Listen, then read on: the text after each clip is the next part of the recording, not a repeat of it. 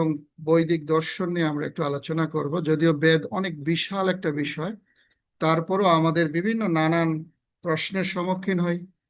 আমাদের ইসকন বেদের অন্তর্গত না, ইসকনে বেদ আলোচিত হয় না, ইসকন বেদকে অস্বীকার করে, ইসকন তাদের নিজস্ব ধর্ম নিয়ে তারা পরিচালিত হচ্ছে।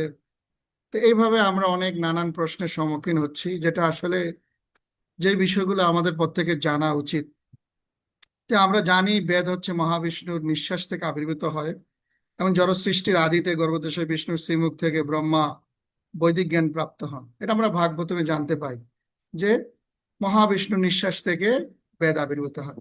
তো বেদ হচ্ছে বিদ নামক ধাতু থেকে এসেছে, যার অর্থ হচ্ছে জানা। বেদ শব্দের অর্থ হচ্ছে জানা। বেদকে শ্রুতি শাস্ত্র বলা হয়, যা গুরু পরম্পরা দ্বারা শুধুমাত্র শ্রবণের মাধ্যমেই গুরুদেব থেকে শিষ্য প্রাপ্ত হন। শ্রুতি শাস্ত্র তার মানে শ্রবণের পরম্পরায়, এটা গুরু শিষ্য পরম্পরায় এই ধরাধামে আবির্ভূত হয়েছে। যুগ যুগ ধরে তা রক্ষা হওয়া, তার ধারা বজায় থাকছে। পরবর্তীতে বেদ স্থান কাল পাত্র অনুসারে, তো এখন বর্তমান বিশেষ করে সত্যযুগের পরে যে যুগগুলো আছে, ধীরে ধীরে আমাদের স্মৃতি ধারণ শক্তি বা সবকিছুই কলিযুগে তো আরো ক্ষীণ হতে থাকে। যার কারণে স্থানকাল পাত্রভেদে এই শ্রুতিশাস্ত্র স্মৃতিশাস্ত্রে রূপান্তরিত হয়েছে এবং বেদান্ত সূত্রে সেটা প্রকাশিত হয়েছে। অ্যাকচুয়ালি আমরা এই তিনটা জিনিসকে একটু জানার চেষ্টা করব: শ্রুতিশাস্ত্র, স্মৃতিশাস্ত্র এবং বেদান্ত সূত্র। তা আগে আমরা শ্রুতিশাস্ত্রটা একটু জানবো। এই শ্রুতিশাস্ত্রটা ব্যাসদেব এই বেদকে, যেটা আগে অক্ষ মানে শ্রবণের মাধ্যমে যেটা ছিল বা শব্দ ব্রহ্মরূপে যেটা ছিল, ব্যাসদেব সেই বেদটাকে চারটি ভাগে বিভক্ত করেছে। তো এই বেদটা প্রথম ছিল অথর্ববেদ। পুরা বেদটাই ছিল অথর্ববেদ। এই অথর্ববেদকে চারটি ভাগে ভাগ করে চারটি আচার্যকে দিয়েছেন। বেদ পূর্বে ছিল অথর্ববেদ, যেটা বলা হয়। পরবর্তীতে ব্যাসদেব বিভক্ত করে ঋগ্বেদ দিয়েছেন পৈলি ঋষিকে, সামবেদ দিয়েছেন জমিনী ঋষিকে, যজুর্বেদ বৈশম্পায়ন ঋষিকে এবং অথর্ববেদ অঙ্গিরেকে দিয়েছে। এইভাবে যে অবিভক্ত অথর্ববেদ ছিল, এটাকে চারটি ভাগে বিভক্ত করেছে এবং চারজন আচার্যকে দিয়েছে। আর ইতিহাস আদি মহাভারত রচনা করে সেটা রোমহর্ষণ, সুত গোস্বামীর পিতা রোমহর্ষণকে দিয়েছেন, যেটাকে পঞ্চম বেদ বলা। এইভাবে আমরা দেখতে পাই যে বেদের এই শ্রুতিশাস্ত্রটা পরবর্তীতে শব্দ ব্রহ্ম থেকে এটা অক্ষর ব্রহ্মতে রূপান্তরিত হয় এবং ব্যাসদেবের মাধ্যমে। এই শ্রুতিশাস্ত্রে আরো কিছু কথা আছে। বেদয়নি ধর্মম ব্রহ্মঞ্চ বেদ, যে শাস্ত্র ধর্ম এবং ব্রহ্ম সম্বন্ধে শিক্ষা দান করে। তার মানে আমরা বেদের আরেকটা সাংস্কৃতিক ব্যাখ্যা যেটা পাই, যে ধর্ম এবং ব্রহ্ম সম্বন্ধে শিক্ষা দান করে, সেটা হচ্ছে বেদ। বেদ সদ্গুরুর কাছ থেকে শ্রবণের মাধ্যমে নিতে হয়, শ্রবণের মাধ্যমে শিষ্যের হৃদয়ে প্রকাশিত হয়। কিন্তু এই শ্রুতিশাস্ত্র তিনটা ভাগে বিভক্ত ছিল: বেদ, উপবেদ এবং বেদাঙ্গ। তো বেদের তো চারটি ভাগে বিভক্ত হয়েছে, এটা আমরা বললাম। আর উপবেদ আর বেদাঙ্গ, এই দুইটা জিনিস আমাদের একটু বুঝবো। তার আগে এই শ্রুতিশাস্ত্র হচ্ছে পরম সত্য এবং শব্দ, এই সব প্রতিটি শব্দ চিরদিন অবিকৃত থাকবে এবং অপুরুষেয়। একমাত্র ভগবান থেকে যেইভাবে এটা প্রকাশিত হয়েছে সেইটা ওইভাবেই থাকবে। এটাকে পরিবর্তন পরিমার্জন করা যাবে না। এটা হচ্ছে শ্রুতিশাস্ত্রের বৈশিষ্ট্য। কিন্তু স্মৃতিশাস্ত্রটা কি? সেটা স্থান কাল পাত্র অনুযায়ী এটা আচার্য দ্বারা লিখা হয়। তো বেদকে জানতে হলে গুরু পরম্পরা আচার্যদের জানতে হবে। তো এই গুরু প্রথম তাকে বেদাঙ্গ শাস্ত্র সম্বন্ধে বলবে। বেদাঙ্গ, তো বেদাঙ্গ হচ্ছে 6টি বিষয় আছে। যে কেউ বেদ ইচ্ছা করলে পড়তে পারে না। তো বেদাঙ্গর 6টি বিষয় আছে। কারণ বেদকে যেমন আমরা বাংলা ভাষা শিখতে হলে যেমন 26টা অক্ষর জানতে হয়, ঠিক সেরকম বেদ জানতে হলে 6টা বেদাঙ্গ জানতে হবে। শিক্ষা, নিরুক্তি, ব্যাকরণ, ছন্দ, কল্প এবং জ্যোতিষ, এই 6টি বিষয় আছে। এই 6টি বিষয় মূলত 6 বছর করে 36 বছর গুরুর কাছে শিক্ষা লাভ করার পরে একজন ব্যক্তি বেদ অধ্যয়ন করার যোগ্যতা লাভ করে, তখন সে বেদটা অধ্যয়ন করতে পারে। তো এইভাবে বেদাঙ্গ ছাড়া বেদ অধ্যয়ন করা যায় না। এটা হচ্ছে প্রাইমারি শিক্ষা, বেদাঙ্গটাকে বলা হয়। সাবজেক্ট গুলো হচ্ছে শিক্ষা, নিরুক্তি, ব্যাকরণ, ছন্দ, কল্প এবং জ্যোতিষ। তো বেদের 4টি উপবেদ আছে। প্রতিটা বেদেই, যেমন আমরা যে 4টি ভাগ দেখলেন, ঋগ্বেদ, সামবেদ, যজুর্বেদ, অথর্ববেদ, প্রতিটা এই 4টা ভিতরে 4টি পার্ট আছে। এটাকে ব্রাহ্মণ, সংহিতা, আরণ্যক, উপনিষদ বলা হয়। তো ব্রাহ্মণ হচ্ছে গদ্য আকারে লিপিবদ্ধ, তো অধ্যয়নের যোগ্যতার প্রয়োজন। সংহিতার ছন্দময় অংশকে মন্ত্র বলে, মন্ত্রের সমষ্টিকে সুক্ত বলে, সুক্তের সমষ্টিকে সংহিতা বলে। তার মানে আমরা যে বিভিন্ন শ্লোকগুলা দেখি, 2 লাইন শ্লোক, 3 লাইন বা 4 লাইন শ্লোক দেখি, যেটাকে গীতাতে দেখি বা ভাগবতমে দেখি, এগুলিকে মন্ত্র বলা হয়। এর ছন্দ থাকে, যেমন গীতার শ্লোকগুলাকে অনুষ্টপ ছন্দ বলা হয়। এই এই ছন্দময় অংশকে মন্ত্র বলে, আর মন্ত্রের সমষ্টিকে সুক্ত বলে, আর সুক্তের সমষ্টিকে সংহিতা বলে। যেমন পুরুষ সুক্ত মন্ত্র আমরা দেখেছি যজ্ঞের মধ্যে বলা হয়। তো অনেকগুলা পুরুষ সুক্ত মন্ত্র একত্রে হয়ে সংহিতা হয়। এইভাবে আমরা দেখতে পাই আরণ্যক ফিলোসফি এবং দর্শন বা কজ ইফেক্ট বলা হয়, এটাকে আরণ্যক বলা হয়। উপনিষদ হচ্ছে বেদের সারবস্তু, সিদ্ধান্ত এবং চূড়ান্ত মীমাংসা, তত্ত্ব প্রতিপাদক বেদ। এখানে এই 4টি উপবেদ আছে, যেটা ব্রাহ্মণ, সংহিতা, আরণ্যক আর হচ্ছে উপনিষদ। তো এখানে সবচেয়ে গুরুত্বপূর্ণ বিষয় যেটা এখন আমি আমার সকল যারা অডিয়েন্স আছেন ভক্তবৃন্দের কাছে বলছি, এই বিষয়টা খুবই গুরুত্বপূর্ণ, যে উপনিষদ হচ্ছে বেদের সার বস্তু এবং সিদ্ধান্ত এবং চূড়ান্ত মীমাংসা। এটাকে বলা হয় তত্ত্ব প্রতিপাদক বেদ। আর ব্রাহ্মণ আর সংহিতা যেই পাঠটা আছে, সাধারণত আরণ্যকটা জ্যোতিষশাস্ত্রে ব্যবহৃত হয়। এই যে ব্রাহ্মণ আর আরণ্যক, ব্রাহ্মণটা দেখা গেছে বিভিন্ন পূজা আচরণ কর্মকাণ্ডীয় বিষয়, এটা ব্রাহ্মণ শাস্ত্রতে ব্রাহ্মণ পাঠটা ব্যবহৃত হয়। আর সংহিতা তো যজ্ঞতে ব্যবহৃত হয়, যেসব স্তুতিগুলা করে। তো এই যে 2টা পাঠ, এই 2টা পাঠকে বলা হয়, এটা হচ্ছে জৈব ধর্মে ভক্তিবিনোদ ঠাকুর বলেছেন, এই 2টা পাঠকে বলা হয় সামান্য জ্ঞান ও কর্ম আদি বেদ। আর উপনিষদ থেকে বলা হয় তত্ত্ব প্রতিপাদক বেদ। এই সামান্য জ্ঞান কর্ম আদি যে বেদ, এটা ব্রাহ্মণ বিপ্র ছাড়া অন্যদের পড়া নিষেধ। তে আমরা অনেকেই বলে যে শূদ্ররা কিভাবে ব্রাহ্মণ পড়ে, তারা বেদ অধ্যয়ন করবে, এটা বলে থাকি। কিন্তু এটা একটা যৌক্তিক কথা। ব্রাহ্মণ জন্মগতভাবে ব্রাহ্মণ হতে পারে, হয় সে যদি যোগ্যতা ব্রহ্ম সম্বন্ধে জানে, ব্রহ্ম জানাতি ইতি ব্রাহ্মণ। আবার অনেকে সত্যিকার অর্থে শাস্ত্রে সুপণ্ডিত এবং সদাচারী হয়েও সে ব্রাহ্মণ হতে পারে। কিন্তু এখানে যে ব্রাহ্মণের কথা বলা হয়েছে, এই ব্রাহ্মণটা আসলে বংশ পরাক্রমের কথাই বলা হয়ে থাকে। সাধারণত স্মার্ত ব্রাহ্মণের কথা বলা হচ্ছে, যেটা হচ্ছে ব্রাহ্মণ সংহিতা যে পাঠটা কর্মকাণ্ড এবং যজ্ঞ অনুষ্ঠানে ব্যবহৃত হয়, তারাই শুধুমাত্র, তাদেরকে ব্রাহ্মণ, তারা যদি বেদ অধ্যয়ন করে, তাহলে তৎকালীন সমাবস্থায়, বর্তমান সমাবস্থায় যদিও ব্রাহ্মণ সমাজ ওইভাবে বিলুপ্তর পথে, কিন্তু তৎকালীন সমাবস্থায় জন্মগতভাবেই সেটা হতো। আর শূদ্র, বৈশ্য, ক্ষত্রিয় এদের অধিকার ছিল না এই সামান্য জ্ঞান কর্ম আদি বেদকে স্পর্শ করা। তো যার কারণে দেখা গেছে যে তত্ত্ব প্রতিপাদক বেদ, বিশেষ করে উপনিষদ, এটা ব্রাহ্মণ্য সমাজের আধিপত্যের কারণে এটা প্রায় সময় কালের পরিক্রমায় এটা গুপ্ত এবং লুপ্ত অবস্থায় থাকে। সাধারণ মানুষের ধরাছোঁয়ার বাইরেই থাকে। তো এইভাবে আমরা দেখতে পাই তত্ত্বপ্রতিপাদক বেদ যে কেউ পড়ার অধিকার আছে। কারণটা কি, এটা আমরা স্মৃতিশাস্ত্রে গেলে আমরা এটা আরো ব্যাখ্যা আরো ক্লিয়ার আমরা পাব।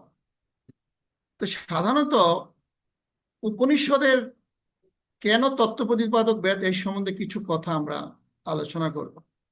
উপনিষদ, উপযোগ নি যোগ সৎ। উপ শব্দের অর্থ হচ্ছে নিকটে, নি শব্দের অর্থ হচ্ছে অবশ্যই, যৎ শব্দের অর্থ হচ্ছে ধ্বংসপ্রাপ্ত হয়। যে জ্ঞান প্রাপ্ত হলে জীবের স্বরূপ ধর্ম উন্মোচিত হয় এবং নিশ্চিত রূপে কর্মবন্ধন নাশ করে এবং জড়বন্ধন ধ্বংসপ্রাপ্ত হয়, এটা হচ্ছে উপনিষদ। তো বলছে যে শাস্ত্র অধ্যয়ন করলে তার কর্মবন্ধন থেকে মুক্ত হয় এবং স্বরূপ ধর্ম উন্মোচিত হয়। তাই আমরা দেখেছি প্রতিটা বেদেই উপনিষদ কিন্তু আছে। যেমন ঋগ্বেদে 10টি উপনিষদ আছে, সামবেদে 16টি উপনিষদ আছে, যজুর্বেদে 32টি উপনিষদ আছে। 32 না, শুক্লপক্ষীয় উপনিষদ আছে 19টি, আর কৃষ্ণপক্ষ উপনিষদ আছে 32টি, আর অথর্ববেদে আছে 32টি। টোটাল 109টি উপনিষদ। যদিও আমরা জানি 108টি উপনিষদ, কিন্তু আলাদা করে যখন দেখা হয় তখন 109টি হয়। এখানের মধ্যে একটা একটা উপনিষদ দুইটা মিলে দুইটা পার্টের মধ্যেই বিভক্ত অবস্থায় আছে। তো এইভাবে আমরা প্রতিটা ভাগে যদি দেখি, এই 108টা উপনিষদ এইভাবে বিন্যস্ত হয়ে আছে। তো 10টি উপনিষদ হচ্ছে সবচেয়ে গুরুত্বপূর্ণ। ঈশ কেন কট প্রশ্ন, মণ্ডুক্য মান্ডিক্য তরিত্রীয়, এতৈরঞ্চ ছান্দক্য বিহারান্দক্য তথা। মানে ঈশ কেন কট প্রশ্ন, মুন্ডুক্য মান্ডিক্য তৈত্রীয়, ঐত্রেয়, ছান্দক্য আর বৃহদারণ্যক্য, এই 10টা উপনিষদ আসলে এর ভাষ্য শঙ্করাচার্য, আদি শঙ্করাচার্য লিখেছে, যেটার ভাষ্য পাওয়া যায়। তো এই 10টা বিশদভাবে বিশ্লেষিত হয়েছে। ঈশোপনিষদ যেমন আমাদের জগৎগুরু শিল প্রভুপাদ, উনি ঈশোপনিষদ উনি একটা গ্রন্থ উনি রচনা করেছেন। তার প্রায় 84টা গ্রন্থের মধ্যে ঈশোপনিষদ একটা গ্রন্থ আছে, যেটা আমাদের ভক্তিশাস্ত্রীতে পড়ানো হয়। তো এইটা হচ্ছে বেদের বা উপনিষদের প্রথম উপনিষদ বলা হয়। কারণ কি, এই 108টা উপনিষদের প্রথম উপনিষদটা হচ্ছে ঈশোপনিষদ। তো এই ঈশোপনিষদ গ্রন্থটা খুবই গুরুত্বপূর্ণ, এই জন্য শিল প্রভুপাদ এটাকে রচনা করেছিলেন এবং আমাদের সকল ভক্তের, দীক্ষিত ভক্তের এটা বাধ্যতামূলক করেছে। তো এই ঈশোপনিষদ গ্রন্থে কি আছে, এটা হচ্ছে শুক্ল যজুর্বেদের কান্য শাখার অন্তর্গত। সংহিতায় আছে, 40তম অধ্যায় আছে। তার মানে এই যে এর আগে আমি বলেছিলাম সংহিতা একটা উপবেদ, আর এটা শুক্ল যজুর্বেদে আছে। যজুর্বেদের দুইটা পার্ট আছে, একটা হচ্ছে কৃষ্ণ যজুর্বেদ, একটা হচ্ছে শুক্ল যজুর্বেদ। তার কাণ্ড শাখার অন্তর্গত সংহিতার 40তম অধ্যায়ে এই ঈশোপনিষদটা আছে। এটা আমাদের জানা জরুরি যে এই বেদের অংশটা আমরা অধ্যয়ন করি। তো কেউ আমাদের প্রশ্ন করতে পারে, তোমরা বেদ কিভাবে পড়ো, তোমাদের বেদের পড়ার তো অধিকার নাই। এটার উত্তরটা আমরা পরে দিচ্ছি। উপনিষদ সর্বপ্রথম স্থান, এই যে ঈশোপনিষদের হচ্ছে উপনিষদের মধ্যে সর্বপ্রথম স্থান দেওয়া হয়েছে। এই জগতের অস্তিত্বশীল সবকিছুর মালিকানা এবং সম্বন্ধ বর্ণনা করেছে এই উপনিষদ। পরমাত্মা স্বরূপ, জীবের স্বরূপ এবং জীবের গতি সম্বন্ধে বর্ণনা করা হয়েছে। শ্লোক মাত্র 18টা আছে যতটুকু আমার মনে পড়ে। এই 18টা শ্লোকে ভগবানের প্রথম শ্লোকে ঈশ অবশ্যমিদম যত কিঞ্চ জগতাম জগৎ যেন ত্যাক্তান ভঙ্গিতা। এইভাবে আমরা দেখতে পাই সব কিছুর মালিক হচ্ছেন পরমেশ্বর ভগবান। ঈশ্বর শব্দ হচ্ছে পরমেশ্বর ভগবান। তো ভগবান হচ্ছে সবকিছুর মালিক। এই পরমাত্মা স্বরূপ, জীবের স্বরূপ এবং জীবের গতি সম্বন্ধে এখানে বর্ণনা দেওয়া হয়েছে। এভাবে আমরা দেখতে পাই এই ঈশোপনিষদ হচ্ছে আমাদের ইসকন সোসাইটির সাথে অতপ্রতভাবে জড়িত, আর এটাকে বলা হয় তত্ত্বপ্রতিপাদক বেদ। ভগবানকে তত্ত্বগতভাবে জানার জন্য খুবই গুরুত্বপূর্ণ একটা শাস্ত্র হচ্ছে ঈশোপনিষদ। এছাড়াও আমরা দেখতে পাই গীতার চতুর্থ অধ্যায় নবম শ্লোকে ভগবান বলেছেন, জন্ম কর্মচ দিব্য এবং য বিত্তিতি তত্ত্বত ত্যক্তা দেহম পুনর্জন্ম নয়তি স্ব-অর্জুন, নয়তি মামেতি স্ব-অর্জুন। এইভাবে আমরা দেখতে পাই যে তত্ত্বগতভাবে যদি ভগবানকে জানা যায়, ভগবান বলছে যে অর্জুন, তুমি যদি তত্ত্বগতভাবে আমাকে জানতে পারো, তাহলে তোমার আর পুনর্জন্ম হবে না এবং তুমি সকল কর্মবন্ধন থেকে মুক্ত হয়ে যাবে।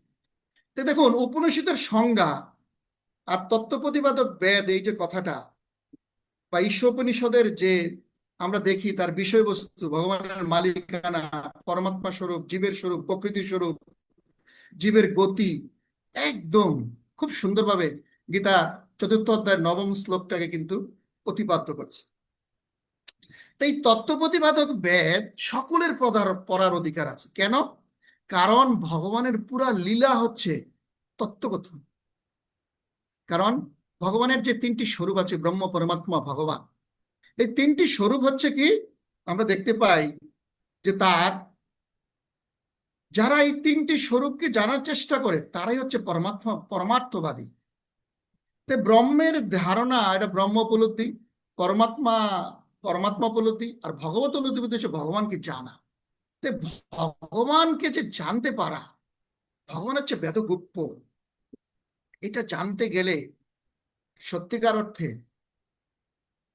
শুধুমাত্র জ্ঞান চর্চার মাধ্যমে এটা সম্ভব না, বেদ অধ্যয়নের মাধ্যমে এটা সম্ভব। কেন? কারণ অনুশীলন ছাড়া ভগবানকে জানা যায় না, আর সেবা ছাড়া ভগবানকে জানা যায়। তো বলছে, যেমন আমরা যে কোনো একটা জ্ঞান অর্জন করি, জ্ঞান অর্জন করলে উপলব্ধ আন্ডারস্ট্যান্ডিং লেভেল আসবে, আমার আন্ডারস্ট্যান্ডিং নলেজ হবে, নলেজ থেকে আন্ডারস্ট্যান্ডিং নলেজ হয়। কিন্তু এই আন্ডারস্ট্যান্ডিং নলেজ স্কিলে কনভার্ট হবে, বা যেটাকে বলা হয় পার্সোনাল অ্যাপ্লিকেশন, প্রিচিং অ্যাপ্লিকেশন, এগুলিতে কনভার্ট হইতে গেলে তাকে অনুশীলন করতে হবে, নয়তো তাকে সেবা করতে হবে। আর এইভাবে দক্ষতা বৃদ্ধি হবে, আর এই দক্ষতার ফলে তার মধ্যে এই যে নিচের মধ্যে আলো, তার আচরণটা আসবে এবং সেই সাথে সে প্রচার করবে।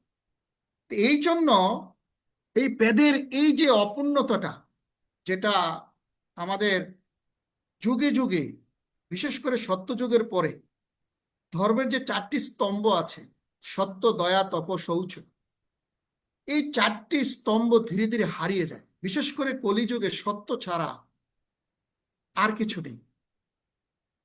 সত্য, দয়াও নেই, সুচিতাও নেই, তপস্যাও নেই। যার কারণে আমাদের এই বেদ অধ্যয়ন আর করা সম্ভব হচ্ছে না, যাগ যজ্ঞ আদি দ্বারাও সম্ভব হচ্ছে না। তাই কি করা হচ্ছে? স্মৃতিশাস্ত্র আবির্ভূত হয়েছে, যেটা ব্যাসদেব রচনা করেছে।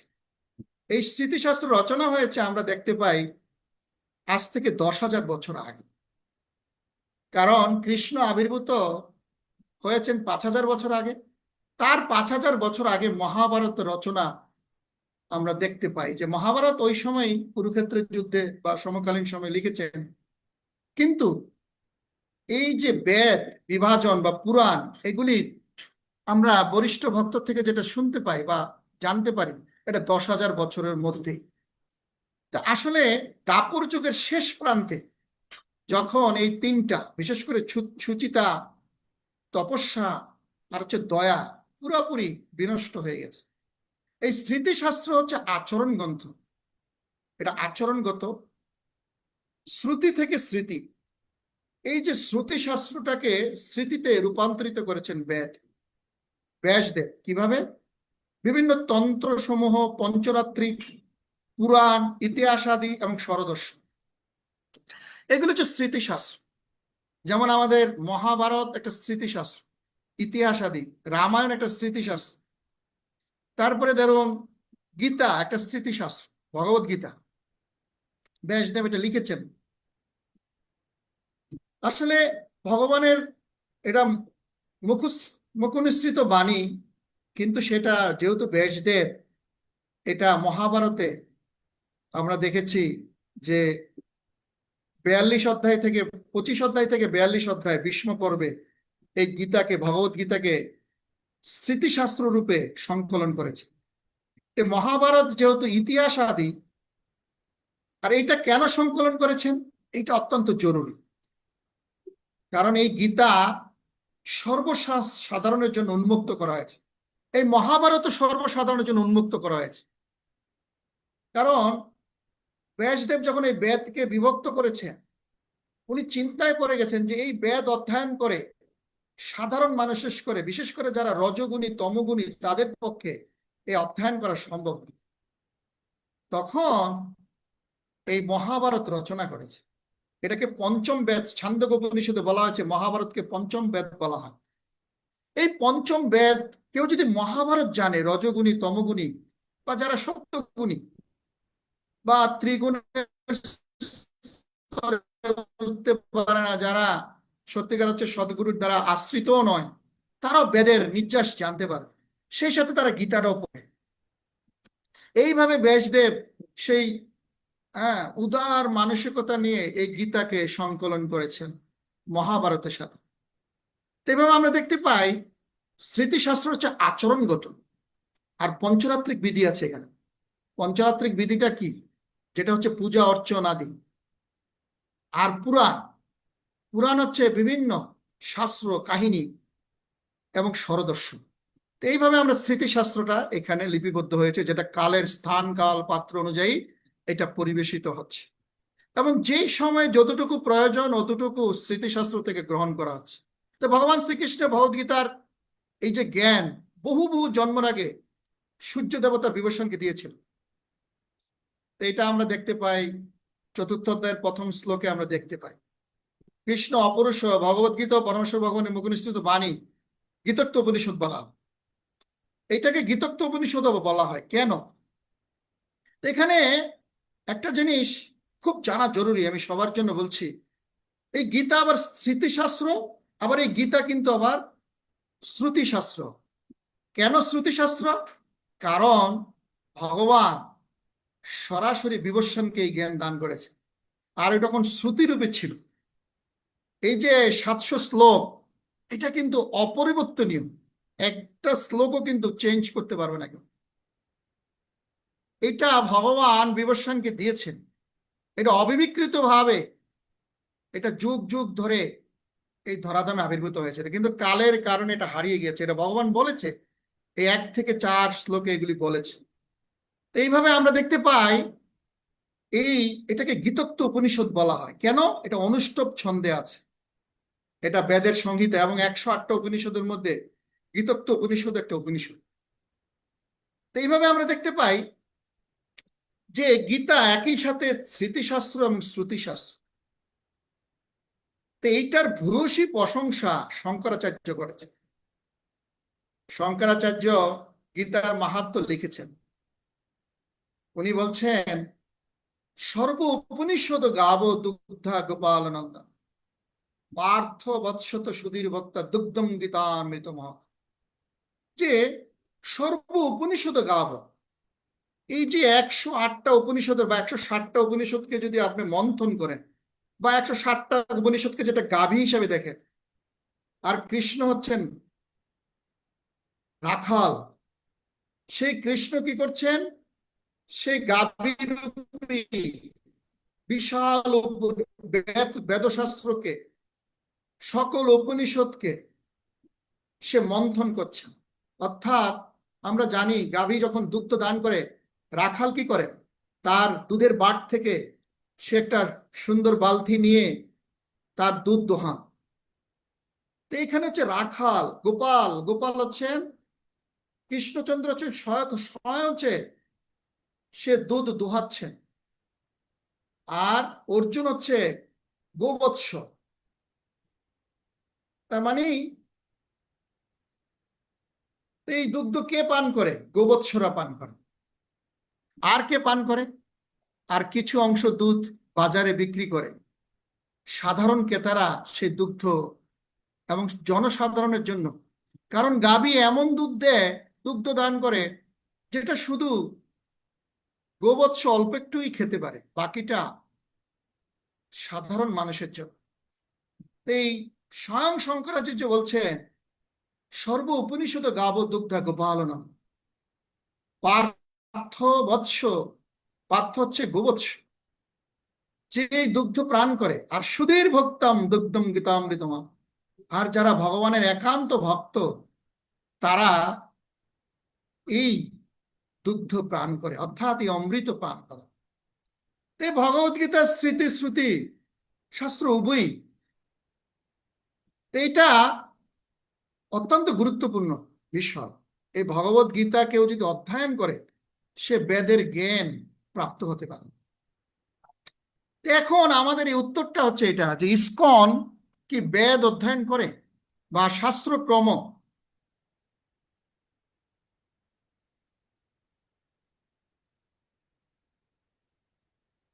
ইসকন হচ্ছে, ইসকনে কি বেদ পড়ানো হয়? এই উত্তর হচ্ছে হ্যাঁ, পড়ানো হয়। ইসকনে উপনিষদ পড়ানো হয়, ঈশোপনিষদ পড়ানো হচ্ছে। আর এটা না পড়লে কার দীক্ষাতা লাভ করা যায় না। ইসকনে বেদ পড়ার অধিকার কি আছে? উত্তর হচ্ছে হ্যাঁ, অধিকার আছে। কারণ ঈশোপনিষদ হচ্ছে তত্ত্ব প্রতিপাদক বেদ। তত্ত্বগতভাবে ঈশ হচ্ছে জগতের সবকিছুর মালিক, চেনে সবার সেবায় নিযুক্ত হওয়া, এবং এটা জানতে হবে যেহেতু ভগবান হচ্ছে সবকিছুর মালিক, সুতরাং আমরা সকলেই ভৃত্য, এইটা জেনে ভগবানের সেবা করতে হবে। এইটাই হচ্ছে যা আচরণগত। আমি বলেছি স্মৃতিশাস্ত্র হচ্ছে আচরণগত। সকল ইতিহাস আদি পুরাণ আদি যেটি স্থান কাল পাত্রভেদে রচনা করা হয়েছে, তাদের জন্য যারা সাধারণ স্মৃতিশক্তিধারী, তারা এই সেবার মাধ্যমে, শ্রবণের মাধ্যমে, সাধুসঙ্গের মাধ্যমে, প্রতি মুহূর্ত শ্রবণের করার মাধ্যমে, যেটা আগে শ্রুতিশাস্ত্র একজন গুরুদেব তার শিষ্যকে বলতেন, আর অন্যের কাছে শুনতে শোনার কোনো অধিকার ছিল না। আর এখন আমাদের অনেক শিক্ষাগুরু আছে, অনেক, একজন দীক্ষাগুরু আছেন আর অনেক শিক্ষাগুরু আছে।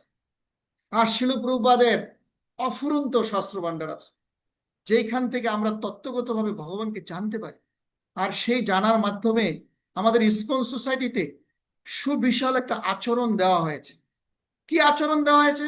মঙ্গল আরতি থেকে শুরু করে, তুলসী সেবা থেকে শুরু করে, গুরু পূজা থেকে শুরু করে, তারপরে ভাগবতম শ্রবণ, কৃষ্ণ প্রসাদ, ভগবানের বিগ্রহ অর্চন এবং প্রচার করতে যাওয়া, এই নানাবিধ ভাবে আমরা বিশাল, এবং দ্বাদশ সঙ্গে তিলক ধারণ করা, হ্যাঁ, শিখা রাখা, কণ্ঠিমালা পরা, এইভাবে আমরা বহুবিধ আচরণ আমাদের এই সোসাইটিতে দেওয়া আছে, যেটা হচ্ছে তত্ত্ব প্রতিপাদক বেদ।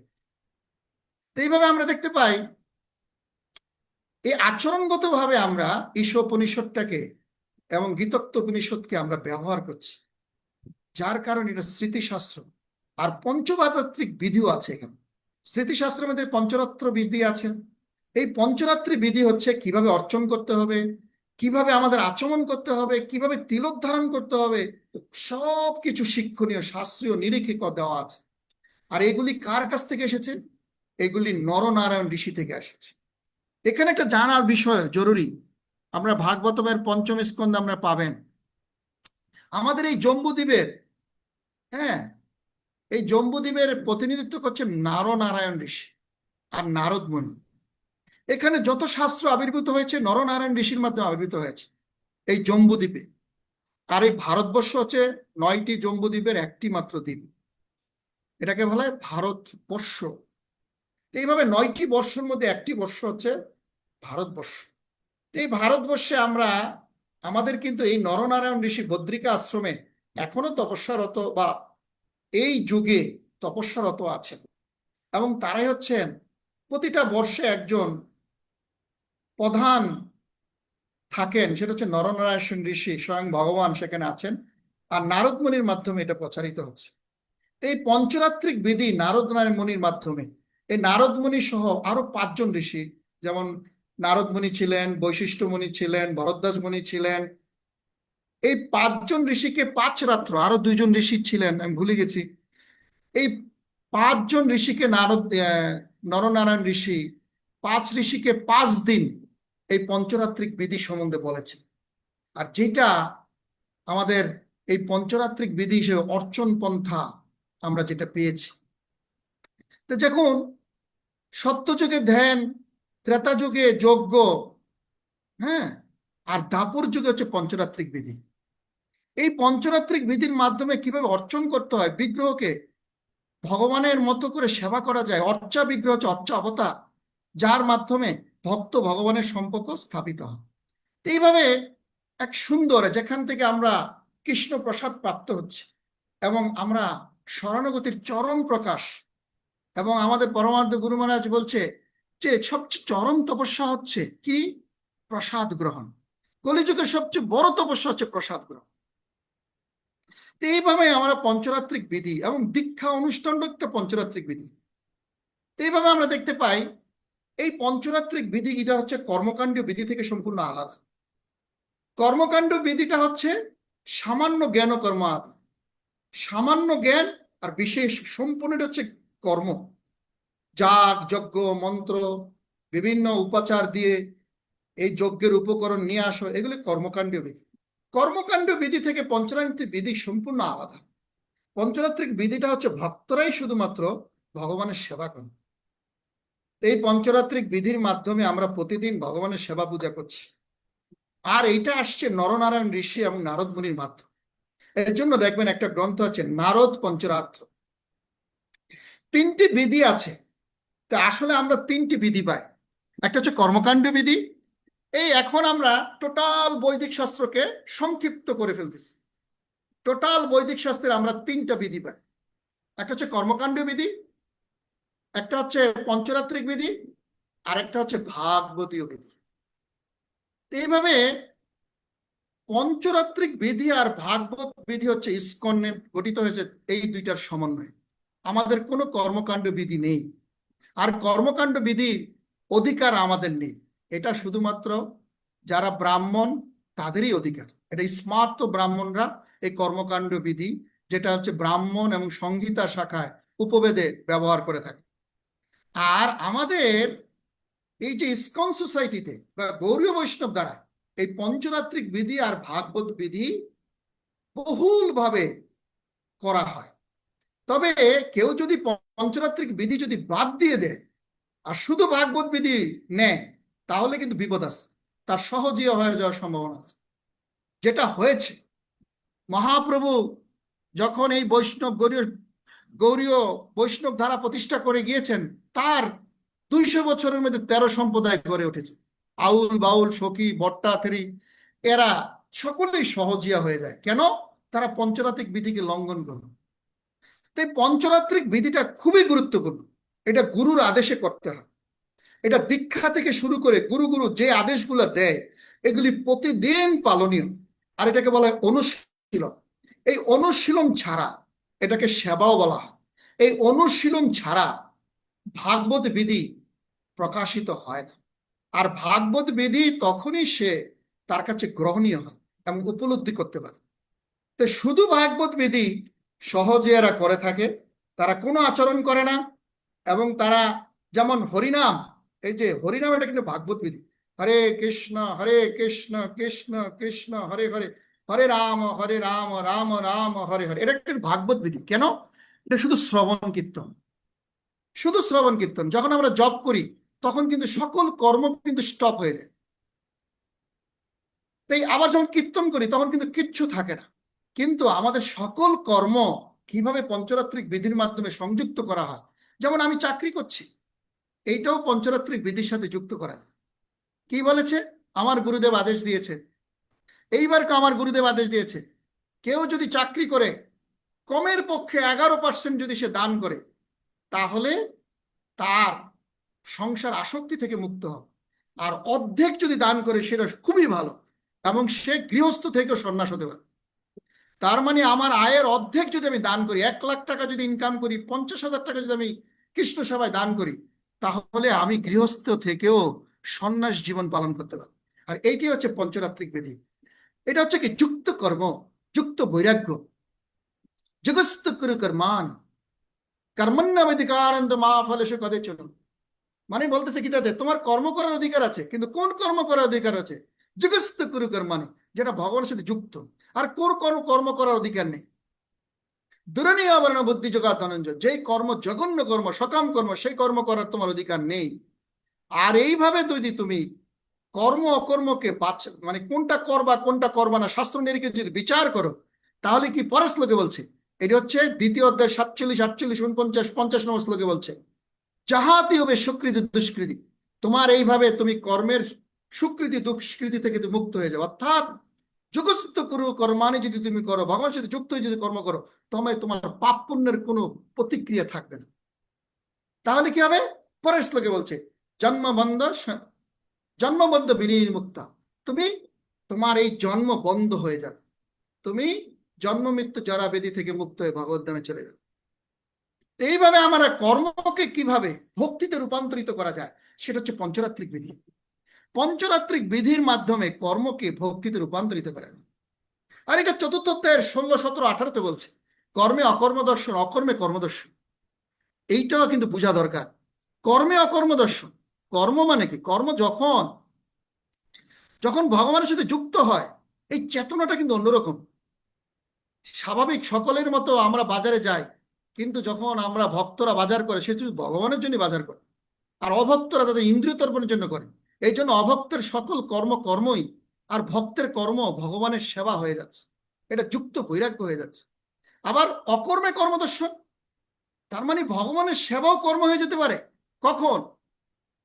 আমি দেখতেছি ভগবানের সেবা করছে, একজন লোক অনেক বড় বৈষ্ণব সেবা দিচ্ছে, একজন লোক বড় একটা মন্দির চালাচ্ছে, একজন ব্যক্তি মন্দিরে অনেক বড় পোস্টে আছে, বা অনেক বড় দায়িত্বে আছে, বা কত মন্দিরের টেম্পল প্রেসিডেন্ট, কিন্তু সে যখন বলবে আমি আছি বলে এই মন্দির চলছে, আমার দ্বারা সবকিছু হচ্ছে, তখন এই আমিত্ব প্রকাশ করার সাথে সাথে সকল ভক্তি কর্ম হয়ে যাবে। কেন? কারণ এই দিব্য কর্ম পরিচালিত গুরু গৌরাঙ্গের দ্বারা। তাই কোনোভাবে আমাদের প্রকাশ করা উচিত না আমার দ্বারা সকল কিছু চালিত হচ্ছে। আমি হচ্ছি গুরু সাধু বৈষ্ণবের একমাত্র তাদের আজ্ঞাবহ দাস, তাদের আদেশে আমি এই কার্য করছি। এই মনোভাবটা থাকতে হবে, না হলে পঞ্চরাত্রিক বিধিও কার্যকরী হবে না। এইভাবে আমরা দেখতে পাই যে পঞ্চরাত্রিক বিধি অত্যন্ত গুরুত্বপূর্ণ, যেটা নারদ মুনি দিয়েছেন। আর ভাগবত বিধির মাধ্যমে এটা পরিপূর্ণতা লাভ করে। শুধু পঞ্চরাত্রিক বিধিও কি হবে? বলছে শুধু পঞ্চরাত্রিক বিধি কি হয়, সেই ভক্ত আর আগাবে না, সে এক জায়গায় থেমে যাবে। কোথায় থেমে যাবে? দেখবেন একজন দীক্ষিত ভক্ত, দেখবেন 10 বছর ধরে দীক্ষা নিচ্ছে, হরিনাম করছে, জপমালা করছে, সবকিছু করছে, কিন্তু সে কিন্তু ভক্তিশাস্ত্রীও করে না, সে ভক্তি বৈভব কোর্সও করে না, সে ভাগবতমও পড়ে না। দেখবেন যে সে এক জায়গায় স্টপ হয়ে আছে, তার আধ্যাত্মিক প্রগতি হচ্ছে না। অর্থাৎ পঞ্চরাত্রিক বিধি আর ভাগবত বিধি দুইটা সমান্তরাল ভাবে চালিয়ে যেতে হবে, তাহলে সে এগিয়ে যাবে। এইটা অত্যন্ত গুরুত্বপূর্ণ বিষয়। তো এইভাবে আমরা পঞ্চরাত্রিক বিধি আর ভাগবত বিধি যদি গুরুর আদেশে আমরা করি, তো এই জন্য বলা আছে, একটা শ্লোক আছে যে আমাদের ভক্তিরস সমিতি সিন্ধু গ্রন্থে একটা শ্লোক আছে, শ্রুতি স্মৃতি পুরাণাদি পঞ্চরাত্রিক বিধিং বিনা ঐকান্তিক হরিক ভক্তি উৎপাদে কল্পতে। তো বলছে কেউ যদি এই যে স্মৃতি শ্রুতি পুরাণাদি পঞ্চরাত্রিক বিধি এগুলি না মেনে ঐকান্তিক হরিভক্তিও যদি করে, সেটা একমাত্র উৎপাত ছাড়া কিছু না, যেটা সহজে এরা করে থাকে। এই জন্য গুরুর আদেশে পঞ্চরাত্রিক বিধি অবশ্যই পালনীয়, দীক্ষাটাও পঞ্চরাত্রিক বিধি, সুতরাং এবং জপটাও পঞ্চরাত্রিক বিধি। আবার এটা একাধারে পঞ্চরাত্রিক বিধি, আবার আরেকদিকে ভাগবতীয় বিধি, যেহেতু শ্রবণ আছে। আর প্রতিদিন 16 মালা জপ করতে হবে কমের পক্ষে, এটা হচ্ছে পঞ্চরাত্রিক বিধি। এইভাবে প্রতিদিন যেটা অনুশীলন করা হয়, নিয়ম মতো করা হয়, নির্দিষ্ট টাইমে করা হয়, সেটা হচ্ছে পঞ্চরাত্রিক বিধি। আর সেই সাথে ভাগবতী বিধি, শুদ্ধ বৈষ্ণবের কাছ থেকে ভাগবত কথা শ্রবণ, এটাও গুরুত্বপূর্ণ। এইভাবে আমরা যদি ভাগবতীয় বিধি পঞ্চরাত্রিক বিধি পালন করি, তাহলেই আমাদের আধ্যাত্মিকভাবে প্রগতি হবে। তা আমরা ঈশোপনিষদ পড়েছি, বেদ পড়েছি, স্মৃতিশাস্ত্র পড়েছি, পঞ্চরাত্রিক বিধি দেখছি, ভাগবতীয় বিধি দেখছি, সেখানে আরো কিছু জিনিস আছে। তা আমরা যেমন ব্যাসদেব একটা জিনিস, আমরা এখন একটু সামারি করি যে আমাদের এটা বেদের অন্তর্গত কতটা আছে, একটু সামারি আপনাদেরকে করি। ঈশোপনিষদ থেকে আমরা জানতে পারছি ভগবান মালিক রূপে ঘোষণা করা হচ্ছে, এবং এই জগতের অস্তিত্ব সবকিছুর মালিক হচ্ছেন ভগবান। এটা একটা সম্বন্ধ তত্ত্ব, এবং পরমাত্মা স্বরূপ, জীবের গতি জানা যায় ঈশোপনিষদের মাধ্যমে। আর ভগবত গীতার মাধ্যমে আমরা কি জানি, ভগবানের কার্যকলাপ, তার রূপ কেমন, তিনি কি নির্দেশ দিলেন, তার অন্তিম বাণী কি, তিনি কেন জগতে আবির্ভূত হন, তিনি সবিশেষ না নির্বিশেষ, সেই সম্বন্ধে বিশদ আলোচনা হয়েছে। কোথায়? ভগবত গীতায়। আর ভগবত গীতায় 5টি বিষয় নিয়ে আলোচনা হয়েছে: ঈশ্বর, জীব, প্রকৃতি, কাল, কর্ম। আর ব্যাসদেব শ্রুতি, স্মৃতি, পুরাণ, ইতিহাস আদি বহুল আলোচনা করেছে। এত বিশাল একটা রূপ লাভ করেছে যেটা আসলে কারো পক্ষে জানা সম্ভব না। আর এইটা এত বড় হয়ে গেছে, তারপরে সে চিন্তা করলো আরে এটা তো কারো পক্ষে জানা সম্ভব না। তখন ওই বেদান্ত সূত্র, এইটা একটা গুরুত্বপূর্ণ বিষয়। এর আগে আমরা শ্রুতি সম্বন্ধে জেনেছি, যেটা শব্দ ব্রহ্মরূপে আছে। স্মৃতি স্থান কাল পাত্র অনুযায়ী অক্ষর ব্রহ্ম রূপে এসেছে। এখন এই অক্ষর ব্রহ্ম এত বিশাল হয়ে গেছে, এইটা উপলব্ধি করে ব্যাসদেব বেদান্ত সূত্র লিখলেন। এই বেদান্ত সূত্রকে ব্রহ্মসূত্র বলা হয়। এই বেদান্ত সূত্র খুব ছোট একটা গ্রন্থ, হয়তো খুব সম্ভব 1000 শ্লোক মনে আছে, 1000 না 1000 একটা না 1010টা, এরকম, আমি সঠিকটা না জানি। 1000-এর বেশি বা 1000-এর ভিতরেই আছে, আর বেশি হবে না। এই বেদান্ত সূত্র, যেমন বেদান্ত সূত্রের 2টি শ্লোক আপনারা জানেন, জন্মাদি যত, আর একটা অথাতু ব্রহ্ম জিজ্ঞাসা, এগুলো হচ্ছে বেদান্ত সূত্র। এইভাবে বেদান্ত সূত্র সকল স্মৃতি, শ্রুতি, পুরাণ, ইতিহাস আদি সবকিছুকে একটা সূত্র আকার। যেমন আমরা দেখেছি, যেমন অ্যালজাবরা করেছি, আমরা যেমন বীজগণিত করেছি, কতগুলো অঙ্ক করেছি, যেমন a+b² এই সূত্রটা কিন্তু অনেক জায়গায় লাগে। এরকম আমাদের অনেকগুলো সূত্র আছে, যেমন অঙ্কে, ম্যাথমেটিক্সে দেখি একটা সূত্র বহু জায়গায় বড় বড় প্রবলেম সলভ করতে গিয়ে লাগে। ঠিক সেরকম বেদান্ত সূত্র হচ্ছে টোটাল বৈদিক শাস্ত্রের আলোচনা করেছে। কিন্তু ব্যাসদেব কোনোভাবেই সন্তুষ্ট হতে পারছেন। আর ব্যাসদেব অসন্তুষ্ট হয়ে সে নিজে অপরাধ বোধে ভুগছে। তখন নারদ মুনি এসে উপস্থিত হয়েছে। আর নারদ মুনি এসে বলছে, ব্যাসদেব, তুমি অত্যন্ত পণ্ডিতের মতো বহু শাস্ত্র রচনা করেছ, কিন্তু তুমি এতটাই অথর্ব, এমন শাস্ত্র তুমি রচনা করেছ, এই জগতের মানুষ, স্পেশালি এই দাপর এবং কলির যুগের মানুষ এতটাই প্রবৃত্তিতে তারা লিপ্ত, তোমার শাস্ত্র অধ্যয়ন করে তারা আরো প্রবৃত্ত, তাদের প্রবৃত্তগামী তারা আরো হবে। তুমি মহা একটা ভুল করেছ, এবং শাস্ত্র রচনার নামে তুমি যা রচনা করেছো এটা কাকের তীর্থক্ষেত্র ছাড়া আর কিছু হয় না, এবং পরহংস ব্যক্তিরা কখনো তা গ্রহণ করবে না। তোমার সবচেয়ে এখন তুমি নিজেও সন্তুষ্ট হতে পারছো না, কারণ তোমার এই রচনা সমগ্র দিয়ে স্বয়ং ভগবান, পরমেশ্বর ভগবান শ্রীকৃষ্ণ সন্তুষ্ট হতে পারেনি। যস্মিন তুষ্টে জগৎ তুষ্টে, ভগবান যদি সন্তুষ্ট না হয় কেউ সন্তুষ্ট হতে পারে না। সবাই বংশম পরম ধর্ম যত ভক্তি অদক্ষজ অহেতুক অপ্রীতি আত্মা যদায় জয়া জয়াত্মা প্রসিদ্ধ। জয়াত্মা প্রসিদ্ধি, তোমার আত্মা প্রসিদ্ধি হতে পারে না, কারণ তোমার অহৈতুকী অপ্রীতি ভক্তি বিপদগামী হয়ে গেছে। এই অদক্ষ যে ভগবানের দিকে যায়নি। প্রতিটা জীবের পরম ধর্ম হচ্ছে অদক্ষ যে ভক্তি, সেই ইন্দ্রিয়ের অতীত সে পরমেশ্বর ভগবান, যে ইন্দ্রিয়ের অতীত, বেদের অতীত, সেই পরমেশ্বর ভগবানকে নিয়ে তুমি কিছু করনি, এবং যার কারণে তোমার আত্মা সন্তুষ্ট হতে পারছে না। এইভাবে তাকে অনেক বকা কটাক্ষ করে নারদ মুনি। আর তখন নারদ মুনি বলে, তুমি যে বেদান্ত সূত্র রচনা করেছো, এই বেদান্ত সূত্রের জন্মাদি যত, এই শ্লোকের ভাষ্য রচনা করো। আর এই জন্য আপনারা দেখবেন ভাগবতমে প্রথম শ্লোক, ওং নমো ভাগবত বাসায় দেবায় জন্মাদি যত অন্যায় তরত অভিজ্ঞ স্বরাট, এই শ্লোকটা, এই জন্মাদি যত, এটা হচ্ছে বেদান্ত সূত্রের শ্লোক। এই শ্লোকের ভাষ্য হচ্ছে টোটাল ভাগবতম 18,000 শ্লোক। এটা হচ্ছে বেদান্ত শ্লোকের ভাষ্য বলা। তাই বলছে, তুমি বেদান্ত সূত্রের ভাষ্য লিখো, আর এই ভাষ্য অন্তহীন ভগবানের মহিমা কীর্তন করো, তাহলে তুমিও শান্তি হবে এবং জগৎ সংসারে মঙ্গল হবে। আর এই বলে নারদ মুনি চলে গেছে। আর তখন ব্যাসদেব ভাগবতমে 10টি বিষয়কে স্থান দিয়েছেন। অত্র স্বর্গ বিসর্গ স্থানম পোষণমতয়ম মনন্তরিষানু কথা নিরোধ মুক্তি আশ্রয়ম। স্বর্গ বিসর্গ স্থান পোষণমুতয় মনন্তরিষানু কথা নিরোধ মুক্তি আশ্রয়, 10টি বিষয় স্থান দিয়ে কি করেছেন ব্যাসদেব শ্রীমদ্ ভাগবতম বেদান্ত সূত্রের ভাষ্য রচনা করলেন। আর তখন উনি ভগবানকে দর্শন করেছেন, মায়াদেবীকে দর্শন করেছেন। মায়াদেবী প্রতিজ্ঞা করেছে, আমি আর তোমাকে বিভ্রান্ত করব না। আর এইভাবে উনি ভাগবতম লিপিবদ্ধ করেছেন।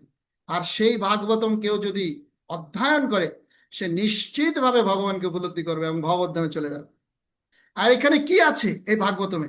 এই ভাগবতমে আছে সম্বন্ধ তত্ত্ব, অভিদয় তত্ত্ব, প্রয়োজন তত্ত্ব আছে। এই 10টি বিষয় জানলে, এই 10টি বিষয় হচ্ছে সম্বন্ধ তত্ত্ব, অভিদয় তত্ত্ব, প্রয়োজন তত্ত্ব, সৃষ্টি তত্ত্ব, জীবতত্ত্ব, কালতত্ত্ব, ভক্তি তত্ত্ব, লীলা তত্ত্ব এবং রসতত্ত্ব। তবে রসতত্ত্ব অল্প আকারে আছে। আর এই রসতত্ত্ব চৈতন্য চরিতামৃতে বিশদ আকারে বর্ণনা করা হয়েছে। আর যেটাকে বলা হয় অচিন্ত ভেদাভেদ তত্ত্ব এবং চৈতন্য বিগ্রহ। এই রসতত্ত্ব হচ্ছে চৈতন্য চরিতামৃত। এই সব তত্ত্বই আছে, কিন্তু রসতত্ত্ব অল্প কারে আছে। আর চৈতন্য চরিতামৃত এবং ভক্তি রসামৃত সিন্ধু গ্রন্থে এই রসতত্ত্ব বিশদভাবে আলোচিত হয়েছে। এবং ভক্তিবিনোদ ঠাকুর জৈব ধর্ম রসতত্ত্ব বিশদভাবে রচনা করেছে। তো এইটাতে অচিন্ত ভেদাভেদ তত্ত্ব এবং চৈতন্য বিগ্রহ, এই চৈতন্য বিগ্রহ যে কি, এইটা জানা অত্যন্ত জরুরি। এই চৈতন্য বিগ্রহ যে জেনেছে, সে নিশ্চিত সে গোলকধাম প্রাপ্ত হবে। তা বলছে এই চৈতন্য হচ্ছে সর্বশ্রেষ্ঠ রসতত্ত্ব, যে হচ্ছে রাধা কৃষ্ণের মিলিত তনু। এইভাবে আমরা জানতে পারি চৈতন্য চরিতামৃত হচ্ছে কি, ভগবানের মন কি রকম, ভগবান কি রূপে আবির্ভূত হচ্ছেন, কেন এই চৈতন্য মহাপ্রভু কেন আবির্ভূত হয়েছে, তার 3টি অভিলাষকে পূর্ণ করার জন্য। এই অচিন্ত ভেদাভেদ তত্ত্ব সম্বন্ধে জানতে পারি। এইভাবে আমরা দেখতে পারি শাস্ত্রের ক্রম হচ্ছে এইভাবে এসেছে। এই হচ্ছে আমাদের, এইটুকু জানলাম। এখন আমার তো মনে হয় সময় আমাদের শেষ হয়ে গেছে। আমি কি আরেকটু 10 মিনিট নিতে পারি কিনা জানি না।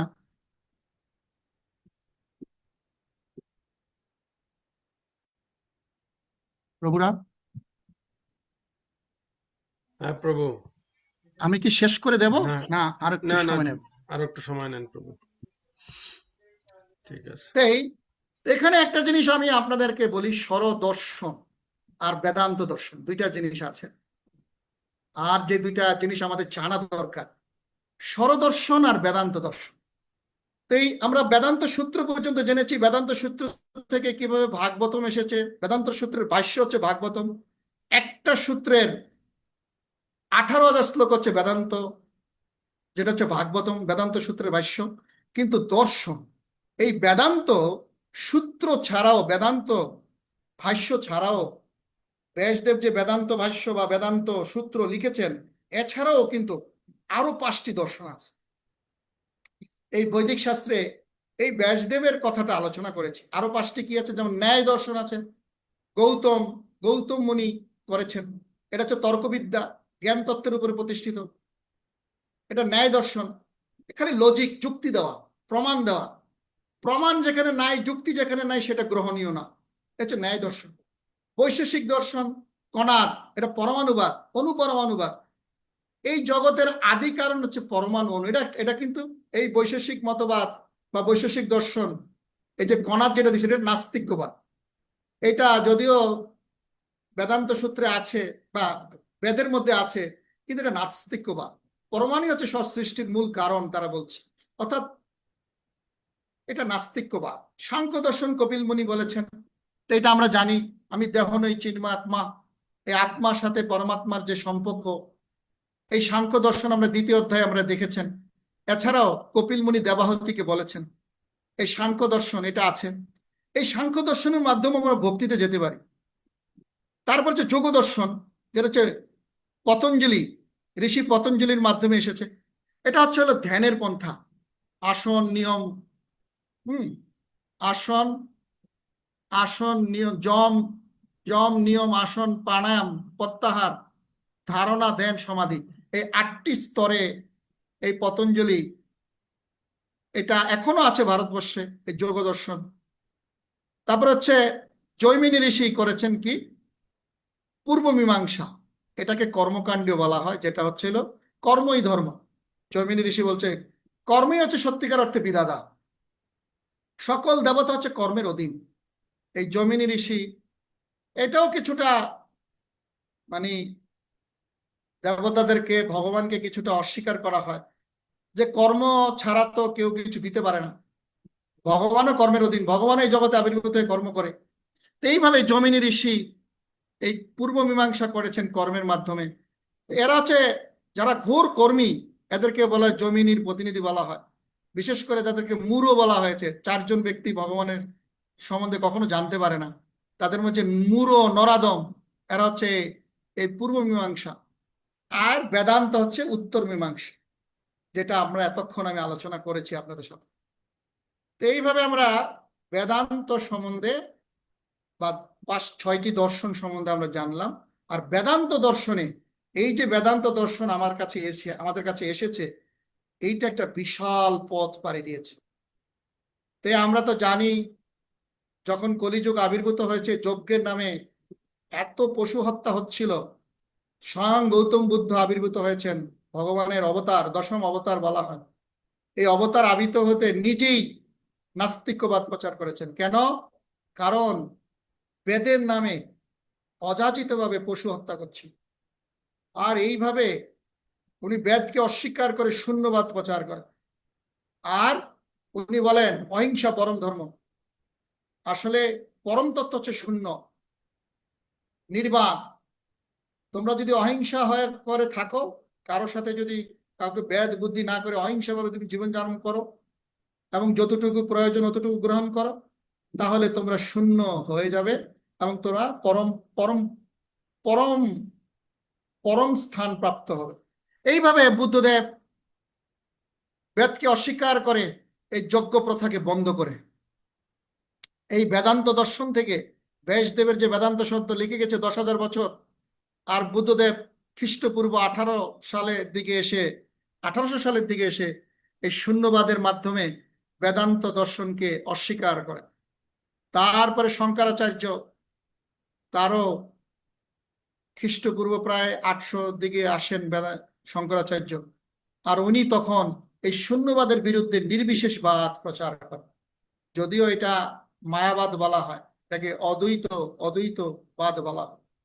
উনি কি বলেন যে না, শূন্যবাদ নয়, এই তোমরা যে শূন্য বলছো, শূন্য নয়, পরম তত্ত্ব হচ্ছে জ্যোতির্ময়, পরম তত্ত্ব হচ্ছে আলোক, এটা জ্যোতির্ময়, ব্রহ্মজ্যোতি। এই জ্যোতির্ময় বস্তুটা হচ্ছে ব্রহ্ম, ব্রহ্ম হচ্ছে সত্য, জগৎ হচ্ছে মিথ্যা। ব্রহ্মের কোনো রূপ নেই, পরম তত্ত্ব নিরাকার, চিৎ জগতের কোনো বৈচিত্র্য নেই। তোমরা শূন্য না, তোমরা ব্রহ্মের উপাসনা করো, নির্বাণ নয়, তোমরা ব্রহ্ম উপলব্ধি করো। আর এই ব্রহ্ম উপলব্ধি হচ্ছে কি, যে জীব ভগবান হয়ে যেতে পারে। এই জীব যদি, আমি দেহ নেই চিন্ময় আত্মা, এটা যদি সে উপলব্ধি করতে পারে, তাহলে সে এই জড় দেহ ছেড়ে সে মহাজাগতিক দেহের সাথে বিলীন হয়ে ভগবান হয়ে যাবে। এইভাবে শঙ্করাচার্য অ্যাকচুয়ালি, আসলে বুদ্ধদেব আসার পরে সম্রাট অশোক এইভাবে প্রচার করছিল, হিন্দু ধর্ম বিলীন হয়ে যাচ্ছে, আর সেখান থেকে শঙ্করাচার্য রক্ষা করেছে। যদিও সবিশেষ তত্ত্ব প্রকাশ করতে পারেনি, কারণ শূন্যবাদ থেকে সবিশেষবাদ প্রতিষ্ঠা করা অনেক কঠিন ছিল, এই জন্য উনি নির্বিশেষবাদ প্রতিষ্ঠা করেছে। আর রামানুচার্য, তার 200 বছর পরে রামানুচার্য এসেছে। রামানুচার্য এসে বলছে না, অদ্বৈতবাদ নয়, বিশিষ্ট দ্বৈতবাদ। ব্রহ্ম সত্য, ব্রহ্মের রূপ আছে, যেহেতু এই জগৎ ব্রহ্ম থেকে জাত, তা মিথ্যা হতে পারে না। জগৎ অনিত্য, কিন্তু জীব ভগবান এক নয়। পরম তত্ত্ব হচ্ছে শ্রী বিষ্ণু, কৃষ্ণ হচ্ছে বিষ্ণুর অংশ, কৃষ্ণ হচ্ছে বিষ্ণুর অংশ। উনি বিষ্ণুকে বলছেন পরম তত্ত্বকে রামানুচার্য। আর লক্ষ্মী নারায়ণের বিগ্রহ সেবা করেছেন, আর তাদেরকে বলা হয় শ্রী সম্প্রদায়। তার প্রায় তারও 200 বছর পরে এসেছেন মাধবাচার্য। উনি এসে বলছেন দ্বৈতবাদ প্রচার করছেন। উনি 5টি বেদ প্রতিষ্ঠা করেন। পরম সত্য থেকে জীবাত্মাদের মধ্যে পার্থক্য, জীবে জীবে পার্থক্য, জীবে জরে পার্থক্য, জরে জরে পার্থক্য। এইভাবে উনি 5টি পার্থক্য দেখান। কার সাথে? পরম সত্যের সাথে জীবের পার্থক্য, জরের পার্থক্য, জরে জরে পার্থক্য, এগুলি দেখান। আর বালকৃষ্ণ সেবা করতেন, বিগ্রহ সেবা। এটাকে ব্রহ্ম সম্প্রদায় বলা হয়, কারণ এই মাধবাচার্য বদ্রিকা আশ্রমে গিয়ে সে নরনারায়ণ ঋষির সাথে সাক্ষাৎ করেছেন, ব্যাসদেবের সাথে সাক্ষাৎ করেছেন। এইভাবে আমরা দেখতে পাই শাস্ত্রে এগুলি লেখা আছে মাধবাচার্য। তো মাধবাচার্য আসলে ব্যাসদেবের পরম্পরা বলা হয়। আর বিষ্ণু স্বামী উনি হচ্ছে খ্রিস্টপূর্ব 600 উনি আসছেন। তবে এটা অল্প আকারে ছিলেন এই বিষ্ণু স্বামী, যেটা রুদ্র সম্প্রদায়।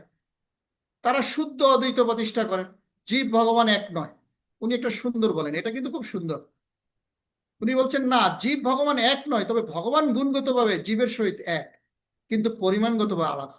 যেটা আমাদের ইসকন সোসাইটিতে বহুলভাবে প্রচিত, যে ভগবান জীব যেটা মহাপ্রভু গ্রহণ করেছেন। দেখবেন আমাদের শিলপ্রভুপাদের গ্রন্থে বিষ্ণু স্বামীর অনেক কোটেশন আছে, অনেক টিকা আছে, এবং গৌরীয় বৈষ্ণবদের আচার্য বলা হয় এই বিষ্ণু স্বামীকে, এই শুধুমাত্র এই কথাটার জন্য। জীব এবং ভগবান এক, ভগবান গুণগতভাবে জীবের সহিত এক, পরিমাণগতভাবে আলাদা। তবে তাদের মধ্যে একটা অন্য বিষয় আছে, তারা স্বকীয় রসে রাধাকৃষ্ণের বিগ্রহ সেবা করে। দেখবেন যেটা বল্লভাচার্য, এই যারা হচ্ছে বিশ্বস্বামী গোত্রের বল্লভাচার্য, তারা কি করে? এখনো দেখবেন রাধাকুণ্ডে গেলে বলবে কোন রসের ভক্ত তোমাদেরকে জানাই দেব। আমাদের ইস্কনের বহু ভক্ত তারা নিয়ে গেছে এইভাবে। তো এইটা যেটা পুষ্টি মার্গ বলা হয়, তারা বলে যে সরাসরি আমাদের কাছ থেকে যদি তোমরা দীক্ষা নাও, তোমরা কোন স্বরূপের সেবা করছো গোলকধামে, সেই সেবা তোমাদেরকে দিয়ে দেব। তো এই ধরনের একটা রীতি তাদের মধ্যে আছে, যেটা স্বকীয় রসে রাধাকৃষ্ণের বিগ্রহ সেবা বলা হয়। তো নিম্বাকাচার্য দ্বৈত অদ্বৈতবাদ প্রতিষ্ঠা করেন। উনি একই সাথে ঈশ্বর সৃষ্টির মধ্যে ভেদ অভেদ আছে। তো এই জায়গায় একটা আরো সুন্দর কথা বলেন নিম্বাকাচার্য, যে ঈশ্বর এবং তার সৃষ্টি, শুধু জীব নয়, সকল সৃষ্টি। এখানে জীব আছে, কাল আছে, প্রকৃতি আছে, সবকিছু আছে। 24 তত্ত্বের কথা এখানে বলা আছে, যে ঈশ্বর আর 24 তত্ত্ব, এটা ভেদ অভেদ একই সাথে দুইটা আছে। তো এইভাবে একটা উন্নত, এখানে তারা বালগোপালের সেবা করেন, যেটা গোপাল বিগ্রহ সেবা, যেটা আমাদের ইসকনের মাতাজিরা অনেকেই দেখবেন গোপাল সেবা করে। এটা কিন্তু আসলে নিম্বাকাচার্য থেকে আসছে। যেমন কেশব কাশ্মীরি হচ্ছে ওই সম্প্রদায়ের 25তম আচার্য, যার সাথে মহাপ্রভুর বিতর্ক হয়েছিল গঙ্গার তীরে। উনি হচ্ছে নিম্বাকাচার্য থেকে আসছেন, এই যে কেশব কাশ্মীরি 25তম আচার্য। তো এইভাবে আমরা চতুর্শন সম্প্রদায় বলা হয় নিম্বাকাচার্যকে। এইভাবে আমরা দেখতে পাই এই বেদান্ত দর্শন এইভাবে পরিমার্জিত হয়েছে। শেষে এটা অচিন্ত বেদাবেদ তত্ত্ব মহাপ্রভু প্রতিষ্ঠা করেন। কিভাবে? এই যে বিষ্ণু স্বামীর সাথে নিম্বাকাচার্য, তারপরে আমাদের মধবাচার্য, এদের সাথে এগুলি প্রতিটা জিনিসকে খণ্ডন করেন। এবং আমরা দেখতে পাই ইয়াকে খণ্ডন করেন, নামানুচার্যের যে সে শ্রী সম্প্রদায়, তারা বলতো যে বিষ্ণু ভগবান, বিষ্ণু হচ্ছে পরম তত্ত্ব, নারায়ণ হচ্ছে পরম তত্ত্ব। ব্যাঙ্কট ভট্টের বাড়িতে গিয়ে সেটা খণ্ডন করেছেন। এইভাবে আমরা দেখতে পাই মহাপ্রভু, এখন তো সময় নেই, এগুলো আমরা বলতে পারতাম অনেক সুন্দরভাবে, যে কিভাবে অচিন্ত ভেদাভেদ। অচিন্ত ভেদাভেদ তত্ত্বের কথাটা হচ্ছে সিঙ্গেল কথা, যেটা বলছেন সকল লাইনের মধ্যে ভগবান বলছে যে সকলের কথাই ঠিক, তবে একটা লাইনে সেটাকে বলা যায় যে ভগবান আর জীবের সম্পর্ক হচ্ছে, এটা হচ্ছে অচিন্ত। এই যে তার ভেদ অভেদ, এটা হচ্ছে অচিন্ত, এটা চিন্তার অতীত। বলছে কখনো ভগবান সবসময় তো বড় মহিমান্বিত, কিন্তু ভক্ত ভগবানের চেয়ে বড় হয়ে যেতে পারে, এইটা হচ্ছে অচিন্ত। এইভাবে আমরা এইভাবে বেদান্ত দর্শনগুলো দেখতে পাই। সকলে ভালো থাকবেন। যদিও আমি একটা উদ্দেশ্য নিয়ে এটা করেছি, এই রেকর্ডিংটা যদি আপনারা বারবার শ্রবণ করেন, তাহলে আপনারা বিষয়গুলো জানতে পারবেন। আর এই বিষয়গুলো যদি শাস্ত্র থেকে আপনারা দেখেন, বা এগুলি যদি নেটেও গিয়ে যদি ক্লিক করেন, আরো কিছু জিনিস আপনারা তুলতে পারবেন। বা এই বিষয় থেকে যদি শিলপ্রভুপাদের গ্রন্থ থেকে যদি কোটেশনগুলো নেন, তাহলে আপনাদের সমৃদ্ধ হবে। তবে এটা অনেক বড় একটা বিষয় হয়েছে, কিন্তু বড় বিষয় হলো এটা আমাদের ইসকন সোসাইটিতে জানা দরকার। না হলে আপনারা প্রচার করতে পারবেন না, আপনাদেরকে অনেক বাধার সম্মুখীন হতে হবে। এই বিশদ বিষয়টা আমি আমার ব্যক্তিগত জীবনের প্রচারের ক্ষেত্রে এটা আমাকে অনেক কার্যকরী করে। আমি অনেক জায়গায় অনেক সমাধান দিতে পারছি। সবাই ভালো থাকবেন। এই রেকর্ডিংটা আপনারা কালেক্ট রাখবেন এবং আপনাদের জীবনে প্রয়োগ করার চেষ্টা করবেন। আর আমার যদি ভুল ত্রুটি হয়ে থাকে ক্ষমা সুন্দর দৃষ্টিতে দেখবেন।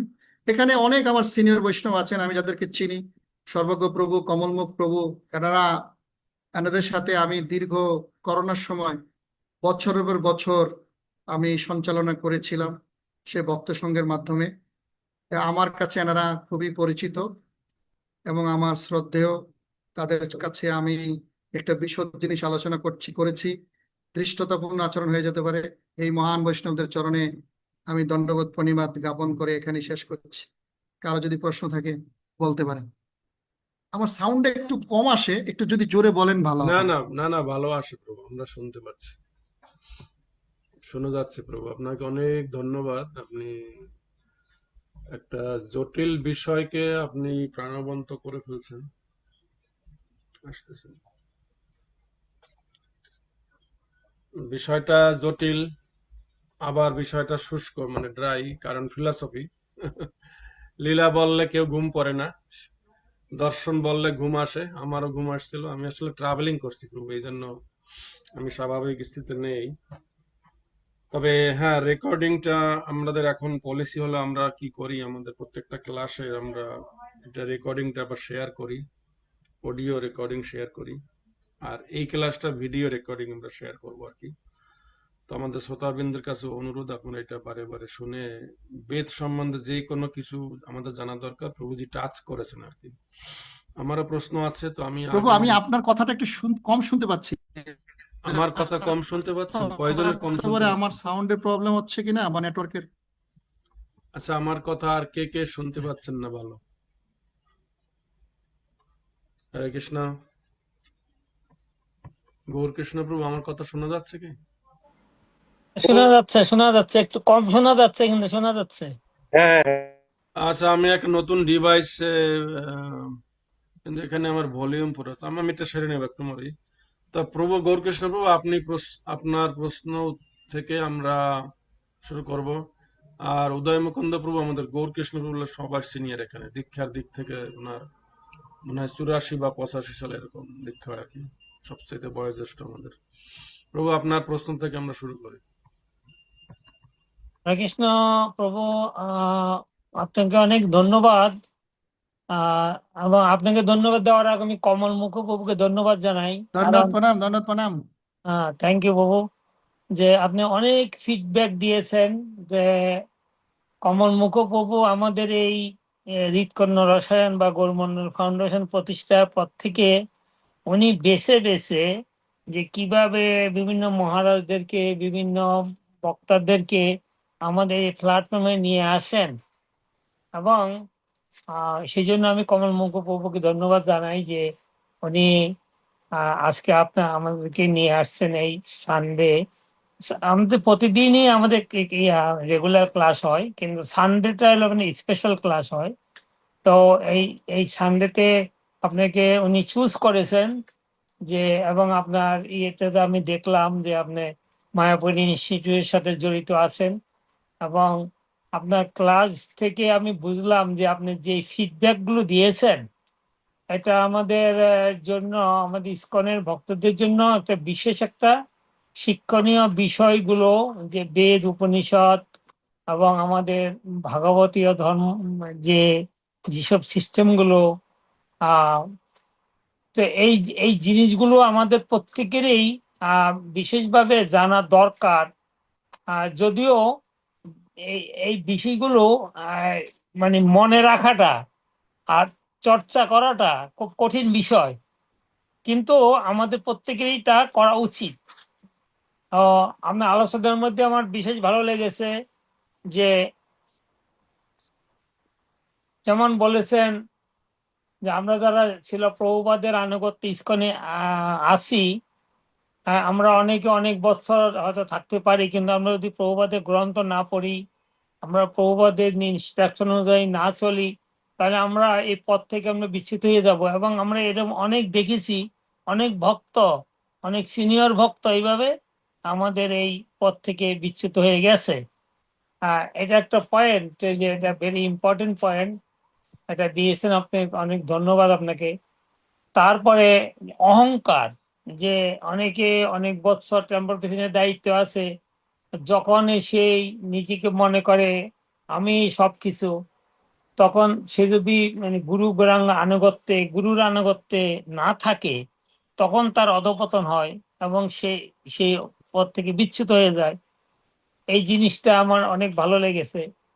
আর বেদ উপনিষদের যেসব উদাহরণগুলো আপনি দিয়েছেন, এগুলো অত্যন্ত গুরুত্বপূর্ণ বিষয় এবং এগুলি আমাদের প্রত্যেকেরই জানার দরকার আছে।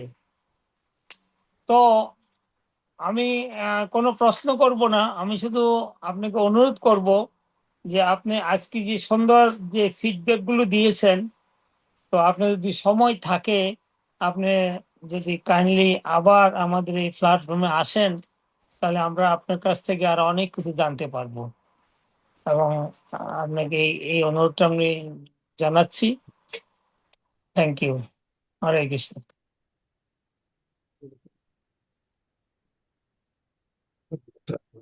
আমরা যাবো কল্যাণ হরে প্রভু। কৃষ্ণ। কল্যাণ প্রভু আনমিউট করে নেন। আমার সাউন্ড কি একটু ভালো হয়েছে প্রভু? হ্যাঁ হ্যাঁ হ্যাঁ হ্যাঁ হ্যাঁ, আপনার আচ্ছা, আপনার সাউন্ড ভালো হয়েছে। ওকে, থ্যাংক ইউ। কল্যাণ। হরে কৃষ্ণ প্রভু, আপনার চরণে দণ্ডবত প্রণাম। দণ্ডবত প্রণাম। আমার দুইটা প্রশ্ন জানার আছে, যে বেদে কি যজ্ঞে পশু বলি দেওয়ার কথা উল্লেখ আছিল? আর দ্বিতীয় প্রশ্নটি হচ্ছে যে আমাদের সংস্কার মোট কয়টা? আমরা বিভিন্ন গ্রন্থে জানতে পারি যে সংস্কার 10টা, কিন্তু আর্য সমাজ থেকে ওরা প্রচার করে যে বেদে 16টা সংস্কারের কথা উল্লেখ রয়েছে, এবং শেষ সংস্কার অন্ত্যেষ্টি ক্রিয়া। আর বেদে তারা বলে যে শ্রাদ্ধের কোনো উল্লেখ নেই। এটা কি সঠিক? প্রভুর নেটওয়ার্কটা কি নাকি আমার নেটওয়ার্ক খারাপ না প্রভুর নেটওয়ার্ক খারাপ? আপনার নেটওয়ার্কে প্রবলেম হতে পারে, আমাদের নেট, প্রভুর নেট আমি তো শুনতে পাচ্ছি কল্যাণকে ভালো করেই। হরে কৃষ্ণ। প্রভু, আবার রিপিট করবো প্রশ্নগুলা?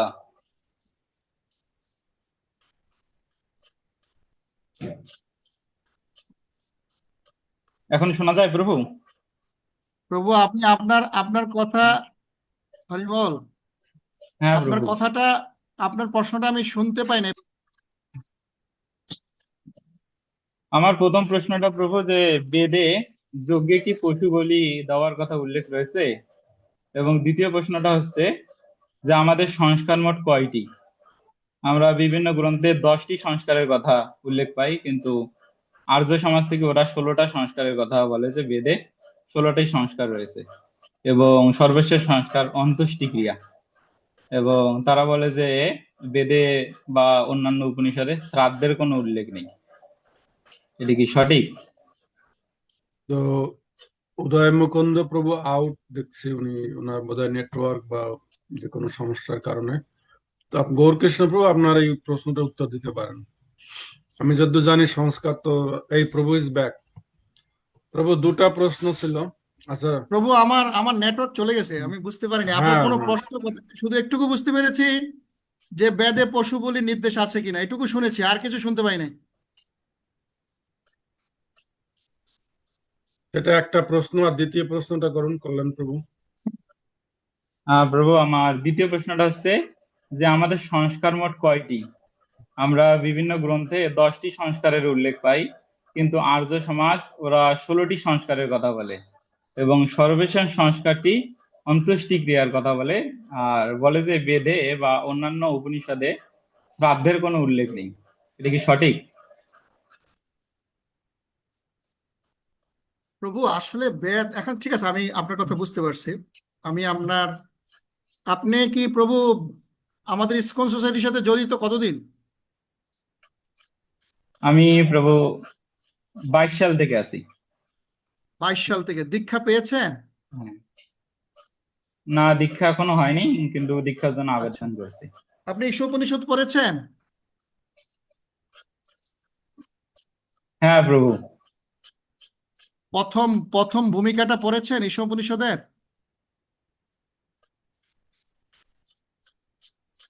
একবার শুধু ৯০ পড়েছিলাম এটা একবার। একটু আমি এটা কেন বলছি, এটা একটু আপনি পড়বেন আবার, হ্যাঁ, তারপরে আমি আপনার উত্তরগুলো দিচ্ছি।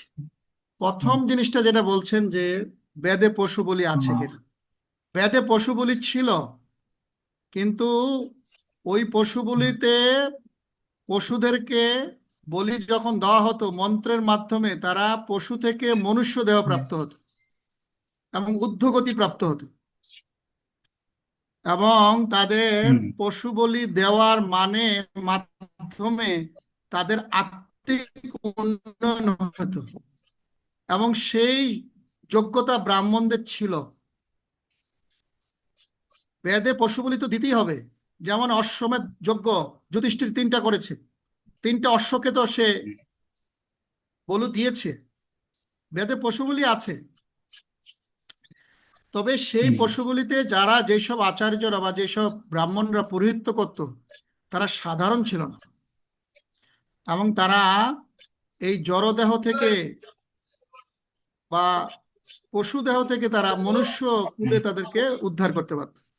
আর দশবিধ সংস্কার সম্বন্ধে আমরা যেটা জানি, আমাদের দশবিধ সংস্কার সম্বন্ধে যেটা আমাদের শিল প্রভুপাদ দিয়েছেন, আমরা যেটা শিল প্রভুপাদের গ্রন্থে যা জানি, যেমন বেদ সম্বন্ধে আমরা যতটুকু জানি শিল প্রভুপাদের গ্রন্থের বাইরে, আমি যা এখন বলেছি সব শিল প্রভুপাদের তার গ্রন্থে যা লিপিবদ্ধ আছে তাই বলেছি। এর চেয়ে অনেক বেশি আছে, আমি যতটুকু পেয়েছি অতটুকু আমি বলেছি। আমি কিন্তু অন্য বাইরের কোনো কিছু পড়ি নাই, শুধু শিল প্রভুপাদের ভাগবতম এবং যে যে জায়গায় যা আছে তা পড়েছি। সেখানে সংস্কার সম্বন্ধে যে জিনিসগুলো আছে, দশবিধ সংস্কার সম্বন্ধে যেটা বলা আছে, প্রথমটা হচ্ছে গর্ভধান সংস্কার, যেটা হচ্ছে আমরা কখনো যদি সন্তান নিতে হয়, স্বামী স্ত্রী তারা 50 মালা জপ করবে এবং সংকল্প করবে এবং গুরুদেবের আদেশ নিবে, এবং ওই দিন তারা একটা দিনক্ষণ তারা একটা নির্ধারণ করবে, অমৃতময় বা মুখ্যদা বা অমৃত যোগ মহেন্দ্র ক্ষণ, এরকম সুন্দর ক্ষণে এবং সুন্দর ঋতুতে তারা 50 মালা জপ করবে এবং একটা উত্তম সন্তানকে তারা গ্রহণ করবে। এটা হলো গর্ভধান সংস্কার। এই এরপরে আছে কি, এরপরে হচ্ছে হলো পুংসবন সংস্কার, 3 মাস পরে যেটা হয়, 3 মাস পরে মাতৃগর্ভে যখন হয় সন্তান থাকে, এটা পুংসবন সংস্কার বলা হয়। তারপরে 7 মাস পরে যেটাকে বলা হয় 7 বক্ষণ অনুষ্ঠান, সীমান্তকরণ অনুষ্ঠান, সীমান্তকরণ সংস্কার বলা হয়।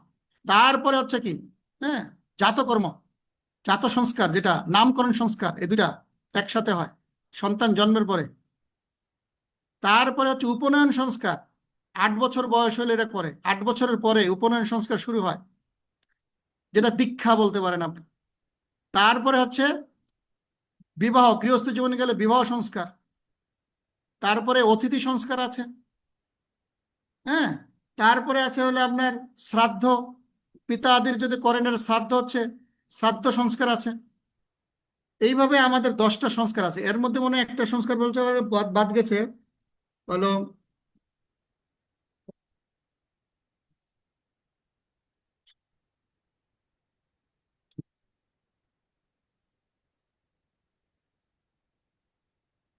অতিথি সংস্কার। তারপরে গেল কি আরেকটা বাদ গেছে, এরকম আর কি। এই সংস্কারগুলো কিন্তু শাস্ত্রে আছে। আবার যদি মনে করেন আমি, আমার কাছে এখন মেমোরিতে আসতেছে না, তো এই সংস্কারগুলোর কথা বলা আছে আর কি। এখন আপনি যেটা বললেন যে আমি কোথাও পড়েছেন শ্রাদ্ধ নেই, এইটা না, আপনি বক্তৃতা সমিত সিন্ধু গ্রন্থেও ওখানে বলা আছে, আপনি দেখলে পাবেন যে যারা ব্রাহ্মণ বা যারা বৈষ্ণব তাদের 11 দিনে শ্রাদ্ধ করা উচিত, যারা শূদ্র তাদের 30 দিনে শ্রাদ্ধ করা উচিত, যারা ক্ষত্রিয় তাদের 13 দিনে শ্রাদ্ধ করা উচিত, বৈশ্যদের 15 দিনে শ্রাদ্ধ করা উচিত, এটাই বলা আছে কিন্তু।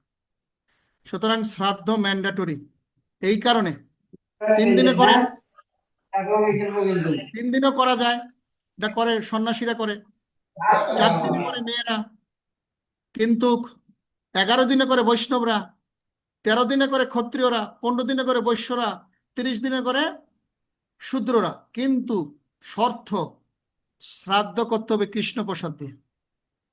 আপনি যখনই করুন, 1 বছর পরে করুন, প্রতি বছর বছর করুন, কৃষ্ণ প্রসাদ দিয়ে করতে হবে। এটা হচ্ছে আমাদের ইসকন সোসাইটির শ্রাদ্ধের নিয়ম।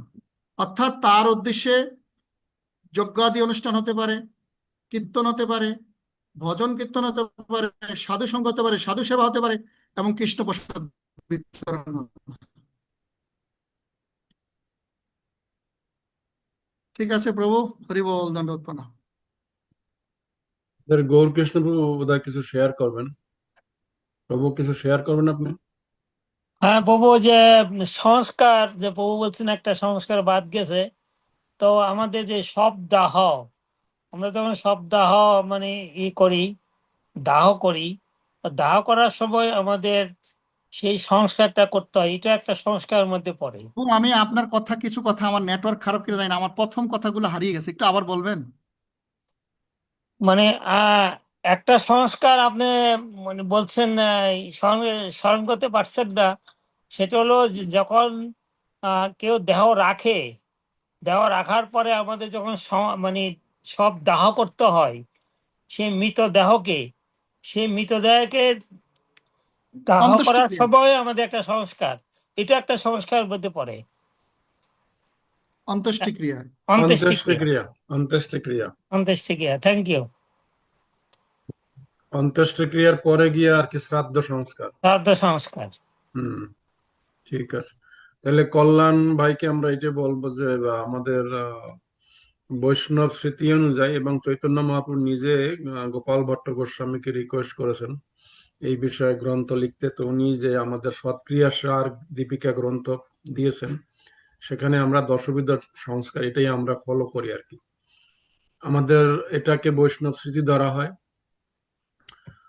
পরবর্তীকালের বা সব আধুনিক যুগের আর কি।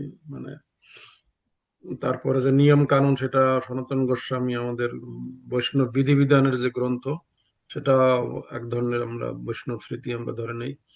সেটার নাম হচ্ছে নামটা ভুলে গেলাম,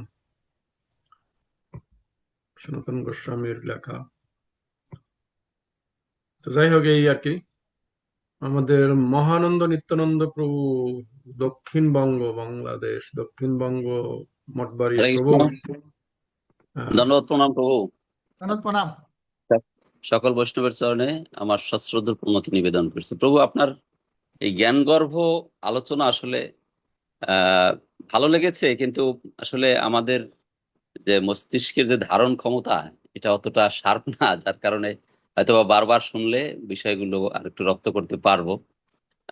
তো যাই হোক, আমার একটা প্রশ্ন ছিল, সেটা হচ্ছে আমাদের যে কিছু মত, যেমন গোস্বামী মত, স্মার্ত মত, তো এই স্মার্ত মত সম্পর্কে আমি একটু ক্লিয়ার ধারণা পেতে চাই আপনার মাধ্যমে, আপনার কাছ থেকে, যে আসলে এটা কোথা থেকে এর উৎপত্তি বা এটা কতটা শাস্ত্রসম্মত। দেখা যাচ্ছে আমাদের সমাজে সহজিয়া যে সম্প্রদায়গুলো আছে, তারা ওই স্মার্ত মতের দোহাইটাই বেশি দেয় এবং আমাদের কাছে বিভিন্ন সময় প্রশ্ন করে যে এটা যদি আমরা পালন করি, দোষ কোথায়। তো এই ক্ষেত্রে আমি একটু ক্লিয়ার ধারণা পেতে চাই যে আসলে এটা কতটা শাস্ত্রসিদ্ধ, শাস্ত্রসম্মত, বা আমাদের বৈদিক শাস্ত্রে কতটা অনুমোদিত এই স্মার্ত যে মতটা, এবং কোথা থেকে এর উৎপত্তি। হরে কৃষ্ণ প্রভু, ধন্যবাদ হরি প্রভু। বল। না প্রভু, সুন্দর প্রশ্ন করেছেন। এটা প্রভু আমি কিন্তু বলেছি, আপনি খেয়াল করেছে কিন্তু না, আমাদের 3টা বিধি আছে: কর্মকাণ্ডীয় বিধি, পঞ্চরাত্রিক বিধি, ভাগবত বিধি। এই কর্মকাণ্ডীয় বিধি যেটা হচ্ছে ব্রাহ্মণ এবং সংহিতা থেকে আসে, উপবেদ। আমাদের তো প্রতিটা বেদের মধ্যে 4টে উপবেদ আছে: ব্রাহ্মণ, সংহিতা, আরণ্যক, উপনিষদ। তো ব্রাহ্মণের সংহিতা এটা হলো স্মার্ত মত। এই ব্রাহ্মণ সংহিতাতে যা আছে এটা আমাদের অধ্যয়ন করার অধিকার নাই। তো বিশেষ করে এটাকে কর্মকাণ্ডীয় বলা হয়, এটাকে কর্মকাণ্ডীয় বিধি বলা হয়। তো এইটা হচ্ছে যেমন এটা তিথি অনুযায়ী হয়। আমরা যা করি এটা হচ্ছে ব্রত। ব্রত আর তিথির মধ্যে পার্থক্য আছে।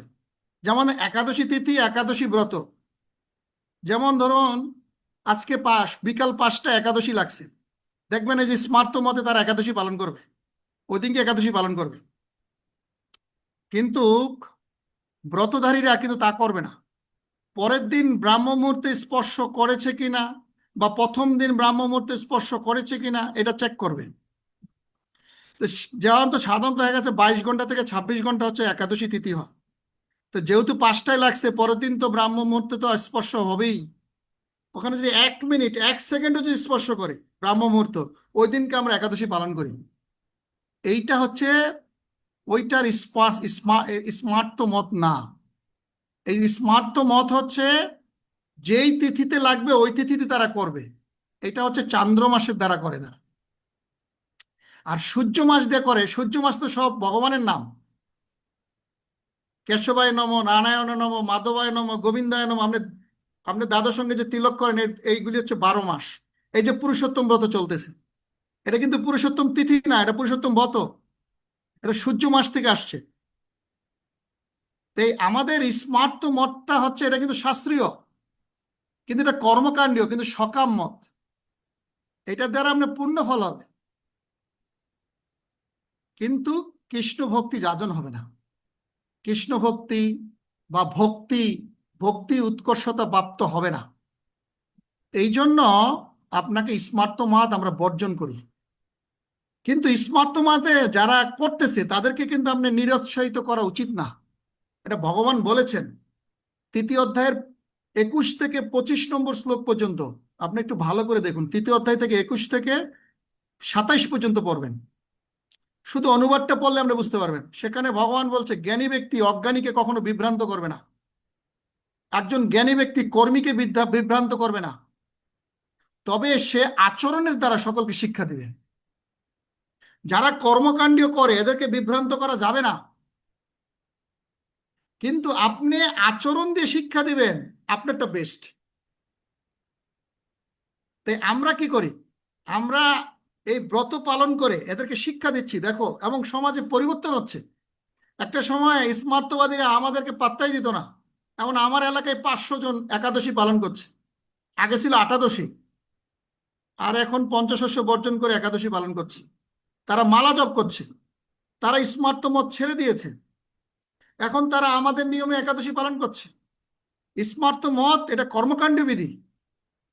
যেমন ধরুন স্মার্ত বিধিতে যে শ্রাদ্ধ আর কর্মকাণ্ড বিধি শ্রাদ্ধ, আবার আমাদের স্মার্ত মতের বিধি শ্রাদ্ধ কিন্তু একই। তারা পেত শ্রাদ্ধ করে, কিন্তু আমরা যে শ্রাদ্ধ করি এই শ্রাদ্ধ কিন্তু পেত শ্রাদ্ধ না, আমরা গঙ্গায় বিসর্জন করি। আমরা যখন ভগবানকে ভোগ নিবেদন করি, আর যে দেহত্যাগ করেছেন তাকে ওই প্রসাদটা দেওয়া হয়। ওই প্রসাদটাকে তাকে অর্পণ করার পর এটা গঙ্গায় বিসর্জন দিলে সেটা পেয়ে যাচ্ছে। আর পেতশ্রাদ্ধ যারা করে স্মার্ত বিধিতে, তাদের ওইগুলি পশু পাখি খায়, কুকুর বিড়াল কাক খায়। এদের এদের এটা গঙ্গায় বিসর্জন দেয় না।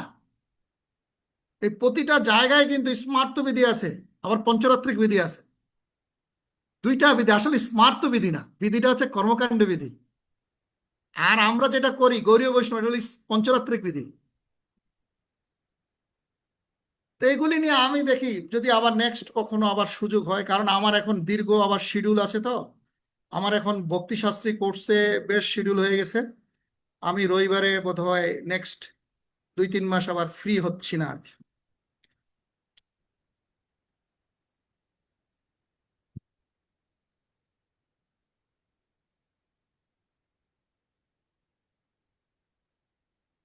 আর কেউ আছেন?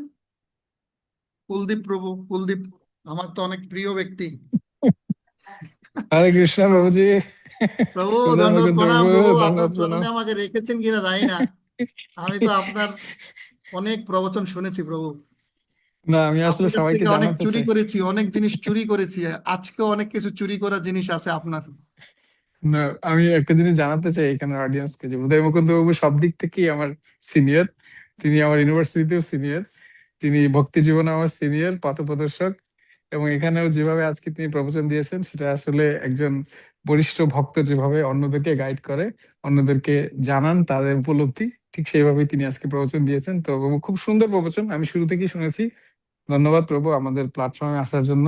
প্রভু, জয় আমাকে শিল যদি একটু প্রভুপাদ। স্পটলাইটে করেন তাহলে খুব ভালো হয়, হ্যাঁ, তাহলে দেখতে পাচ্ছি। সবাই দেখতে পাবে। কারণ আমি আমি আমাকে দেখি, আমাকে স্পটলাইটে আমাদের এখানে। ও ইয়েস, হরি থ্যাংক ইউ বাবু। হ্যাঁ, শিল প্রভুপাদের দর্শন আপনারা দেখতে পাচ্ছেন আজকে। জয় আজকে শ্রী আসলে প্রভুপাদ অনেক ভক্তরা সাধু পাদ সঙ্গে গিয়েছেন, সর্বতন তো সেই শ্রীমতী কারণে আমাদের ভক্তিবেদান্ত স্বামী গৌরবাণী প্রচারে নির্বিশেষ শূন্যবাদী পশ্চাদরে। পাশ্চাত্য দেশে পারিনি। তো জয় অনেক শ্রী ভক্তরা যেহেতু সাধু সঙ্গে গিয়েছেন, সেই জন্য আমাদের যে রেগুলার যে গার্ডেন মেকার তাদের সংখ্যা একটু কম ছিল। রামসাকা বাবু, অনেক সুন্দর মন্দির তো প্রভু, অনেক সুন্দর। এত হ্যাঁ, এখানে আমাদের শ্রী শ্রী রাধা মদন মোহন শ্রীমান মহাপ্রভু হরি বল। তাদের অপ্রাকৃত বিগ্রহ আপনারা দেখতে প্রভু পারেন। আজকে আমাদের গৌরাঙ্গ বিগ্রহের যে সর্বশ্রেষ্ঠ রস বিগ্রহ, সেটা এইটা আপনি আজকে বলেছেন, দেখতেছি হ্যাঁ, এই বিগ্রহে। এক্স্যাক্টলি। রসরাজ মহাভাব দুই এক রূপ, সেটা আপনি এই আমাদের বিগ্রহের মধ্যে দেখতে পাবেন। আমার কিন্তু শেষ হ্যাঁ, লাইনটা ছিল অচিন্ত্য ভেদাভেদ তত্ত্বের চরম চৈতন্য বিগ্রহ, যে কথাটা ছিল, চৈতন্য আজকে বিগ্রহ, আমি কারেক্ট, সেই বিগ্রহকে দর্শন করছি। এক্সিলেন্ট। হরি হ্যাঁ, বল, হরি বল। হ্যাঁ, এই হলো আমাদের শ্রী শ্রী লক্ষ্মী নরসিংহ ভগবান, আমাদের প্রোটেক্টর। আমরা ওনার শরণে আছি ভক্তি জীবনে। হরি বল। এই পুরো এখানে পঞ্চতত্ত্ব ভগবানের ফটো আছে, আপনারা দেখতে পারেন। এবং এই হলো আমাদের পুরো, যদিও আজকে আমাদের পূজারী সংখ্যা কম ছিল, কিন্তু আমার মনে হচ্ছে যে আমাদের হেড পূজারী তিনি ছিলেন, খুব সুন্দর সিঙ্গার হয়েছে, তিমসামের মধ্যে খুব ভালো আর কি। এই আর কি। হরে কৃষ্ণ, এটা হরি আপনাদের বল। সাথে শেয়ার করার ছিল। ধন্যবাদ বাবু, আপনি অনেক আমাদের সুন্দর। প্ল্যাটফর্মে এসেছেন, খুব ভালো লাগলো, এবং ভবিষ্যতেও আসবেন এই আপনার কাছে আশা প্রকাশ করি। আপনাদের স্মরণে আমাদেরকে অবশ্যই, রাখবেন। অবশ্যই প্রভু। প্রভু আপনি হরে কৃষ্ণ, বাংলাদেশে হরে কৃষ্ণ। আসেন না? আমি ইন্ডিয়াতে গিয়েছিলাম প্রভু 4 সপ্তাহ। আসলে বাংলাদেশে ওরকম ভাবে তো যাওয়া মুশকিল। এখন ছুটি অত বেশি পাওয়া যায় না আবার। তবে যাবো প্রভু, ফেব্রুয়ারির দিকে হয়তো বাংলাদেশে আসলে একটা যেতে অবশ্যই হবে। আমাকে নক করবেন প্রভু। অবশ্যই, অবশ্যই, অবশ্যই বাবু।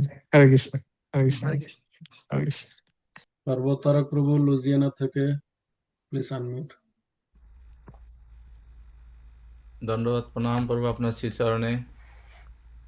তো আপনাকে অনেকদিন মিস করেছি, আসলে অপরাধী মনে হয় যে ভক্তা আপনার আমাদের মুকুন্দ প্রভু ভক্তি আপনি, কলাসে। আপনাকে আমি কি বলবো আর, আপনার সম্বন্ধে আমার আমার ভাষা নাই। আপনাকে দর্শন করে আমার হৃদয় জুড়িয়ে গেছে কমলমুখ প্রভু। আর আপনাকে দুজনকে দেখে আমি বহুদিন পরে আপনাদেরকে দর্শন করলাম। আসলে দীর্ঘ মনে হয় 3-4 বছর হয়ে গেছে, আরো বেশি হবে মনে হয়। হ্যাঁ প্রভু, আসলে কানেক্ট করতে পারছি না আপনাদের আপনাদের যে জুমের মিটিং এ নানান ইসের মধ্যে পড়ে গেছি, তো চেষ্টা করবো প্রভু আপনি ভবিষ্যতে। একটু, আমার সাউন্ডটা কম আসছে কেন জানি না, একটু জোরে বলো। আমি আসলে প্রথম যখন সূচনা করছিলাম তখন আমি শুনতে পাই নাই। বলছি যে চেষ্টা করব আপনাদের সঙ্গ করার, আপনাদের আচ্ছা। যে গ্রুপে আবার জয়েন করার মাঝে মাঝে। তা আমরা অনেকগুলা প্রোগ্রাম নিয়ে এত বিজি হয়ে পড়ছি, যার কারণে আজকাল মিসিং হচ্ছে। হ্যাঁ, কিন্তু মুকুন্দ ভক্তি পর্বের সাথে আমার যোগাযোগ আছে।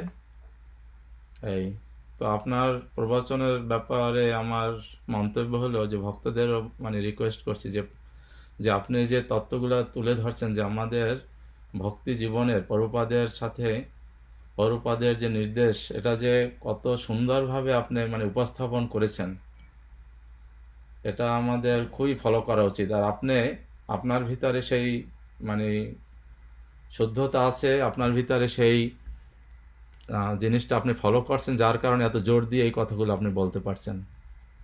যেমন একটি মানে জিনিস আমার আর কি, যে গুরুর আদেশ মানে কি, যে এই যে জপ করা, সেবা করা, মন্দির পরিচালনা করা, ভক্তিশাস্ত্রী করা, ভক্তি বৈভব করা, এই একটা ওয়ার্ড যদি আমরা ফলো করি, একটা ওয়ার্ড যদি আমরা পালন করি, তাহলে আমাদের ভক্তি জীবনে সার্থক। যে যে গুরুর আদেশ পালন মানে কি, তারপর মন্দিরের মনে করেন প্রভুপাদের মন্দিরের সেবা করা। কিন্তু এই জিনিসটা প্রভু মানে আমি অনেক অ্যাবসেন্ট দেখছি আমাদের ভিতরে। এই যে উৎসাহর এই যে অভাবটা, এর কারণটা কি? আমরা মনে করি আমাদের মতো আমরা চলবো। যে আপনি যে পয়েন্টটা বললেন, যেমন গৌরাঙ্গ প্রেম মহারাজের একটা প্রবচন এই 2 দিন আগে বের হয়েছে, যে তুমি যদি গুরুদেবের আদেশ না নিয়ে যদি শ্যামকুণ্ডে রাধাকুণ্ডে থাকো, মায়াপুরে থাকো, তাহলে সেটা জানি না কতটা তুমি ফল পাবে। কিন্তু গুরুদের আদেশ যদি না নিয়ে তুমি থাকো, তাহলে সেটা তোমার অপরাধ হবে। তো আপনি আমাদেরকে একটু কৃপা করেন যে কিভাবে আমাদের ভিতরে এই উৎসাহটা জাগবে, যে আমরা যাতে গুরুদেবের যেটা বলছে এটা অন্ধের মতো যাতে আমরা পালন করতে পারি। প্রভু ভক্তিবিনোদ ঠাকুর যে বলছেন, আশ্রয় করিয়া বোঝে কৃষ্ণ নাহিতে যে, আর মরে সব অকারণ, যে কথাটা বলে। তা আসলে তো আমাদের এটা পরম্পরা তো সত্যিকার অর্থে শাস্ত্র যদি আমরা দেখি, আমাদের গুরু পরম্পরা ধারায় থাকতে হবে। আমি দীক্ষা নিয়েছি মানে গুরু পরম্পরা ধারায় যুক্ত হয়েছি। তো এই গুরু পরম্পরা ধারায় আমার আচার্যদের আদেশ আমাকে মানতে হবে। এখন আমি যেখানে একটা টেম্পলের প্রেসিডেন্ট, আমার সাথে তো গুরুদেবের সাক্ষাৎ কিভাবে হবে? গুরুদেব তো থাকেন মায়াপুরে, বা মায়াপুরে উনি সবসময় থাকেন না, সারা বিশ্বে ঘুরে বেড়াচ্ছেন। আমার টেম্পল প্রেসিডেন্টের অধীনে যদি আমি সেবা করি, এটা গুরুর আনুগত্যে, কারণ আমাদের জিবিসি থেকে যে নির্দেশটা দেওয়া আছে, যে জিবিসি আমাদের একটা শিষ্য প্রশিক্ষণ কোর্সে খুব সুন্দর করে ওখানে বলা আছে যে সব কিছু এই ইসকন সোসাইটি জিবিসি দ্বারা পরিচালিত হচ্ছে। এটা হচ্ছে চিফ গভর্নিং বডি যেটা। তো এখানে জিবিসির আন্ডারে আছে গুরুদেব আচার্যরা আছেন, আমাদের গুরুরূপে যেসব আচার্যরা আছেন তারা জিবিসির আন্ডারে আছে। তো এই জিবিসির অধীনে আমাদের এই যে গুরুদেবের সাথে আমরা আছি, কিন্তু গুরুদেবের সাথে তো সরাসরি সাক্ষাৎ করতে পারছি না আমরা। আমাদের এই গুরুদেবের এই বাণীটা আসতেছে রিজনাল যারা সেক্রেটারি আছেন, যারা টেম্পল প্রেসিডেন্ট আছেন, যারা সন্ন্যাসী আছেন, এদের মাধ্যমে এটা বাহিত হয়ে আসছে। এইভাবে আমাদের ধীরে ধীরে ধীরে স্টেপগুলো আসতেছে। আসলে সর্বশেষ আমাদের একজন বরিষ্ঠ ভক্তের আমাদের অবশ্যই কারো না কারো অধীনে থাকতেই হবে। এটা যেই হোক, যেমন আমি আমার কয়েকজন বৈষ্ণবের অধীনে আমি আছি, যেমন পতিত উদ্ধারণ গৌরদাসের অধীনে আছি। আমি যেমন সুদর্শন জগন্নাথ দাস প্রভুর অধীনে আছি। কুমিল্লাতে যখন যাই তখন সুদর্শন জগন্নাথ দাস প্রভুর অধীনে আছি।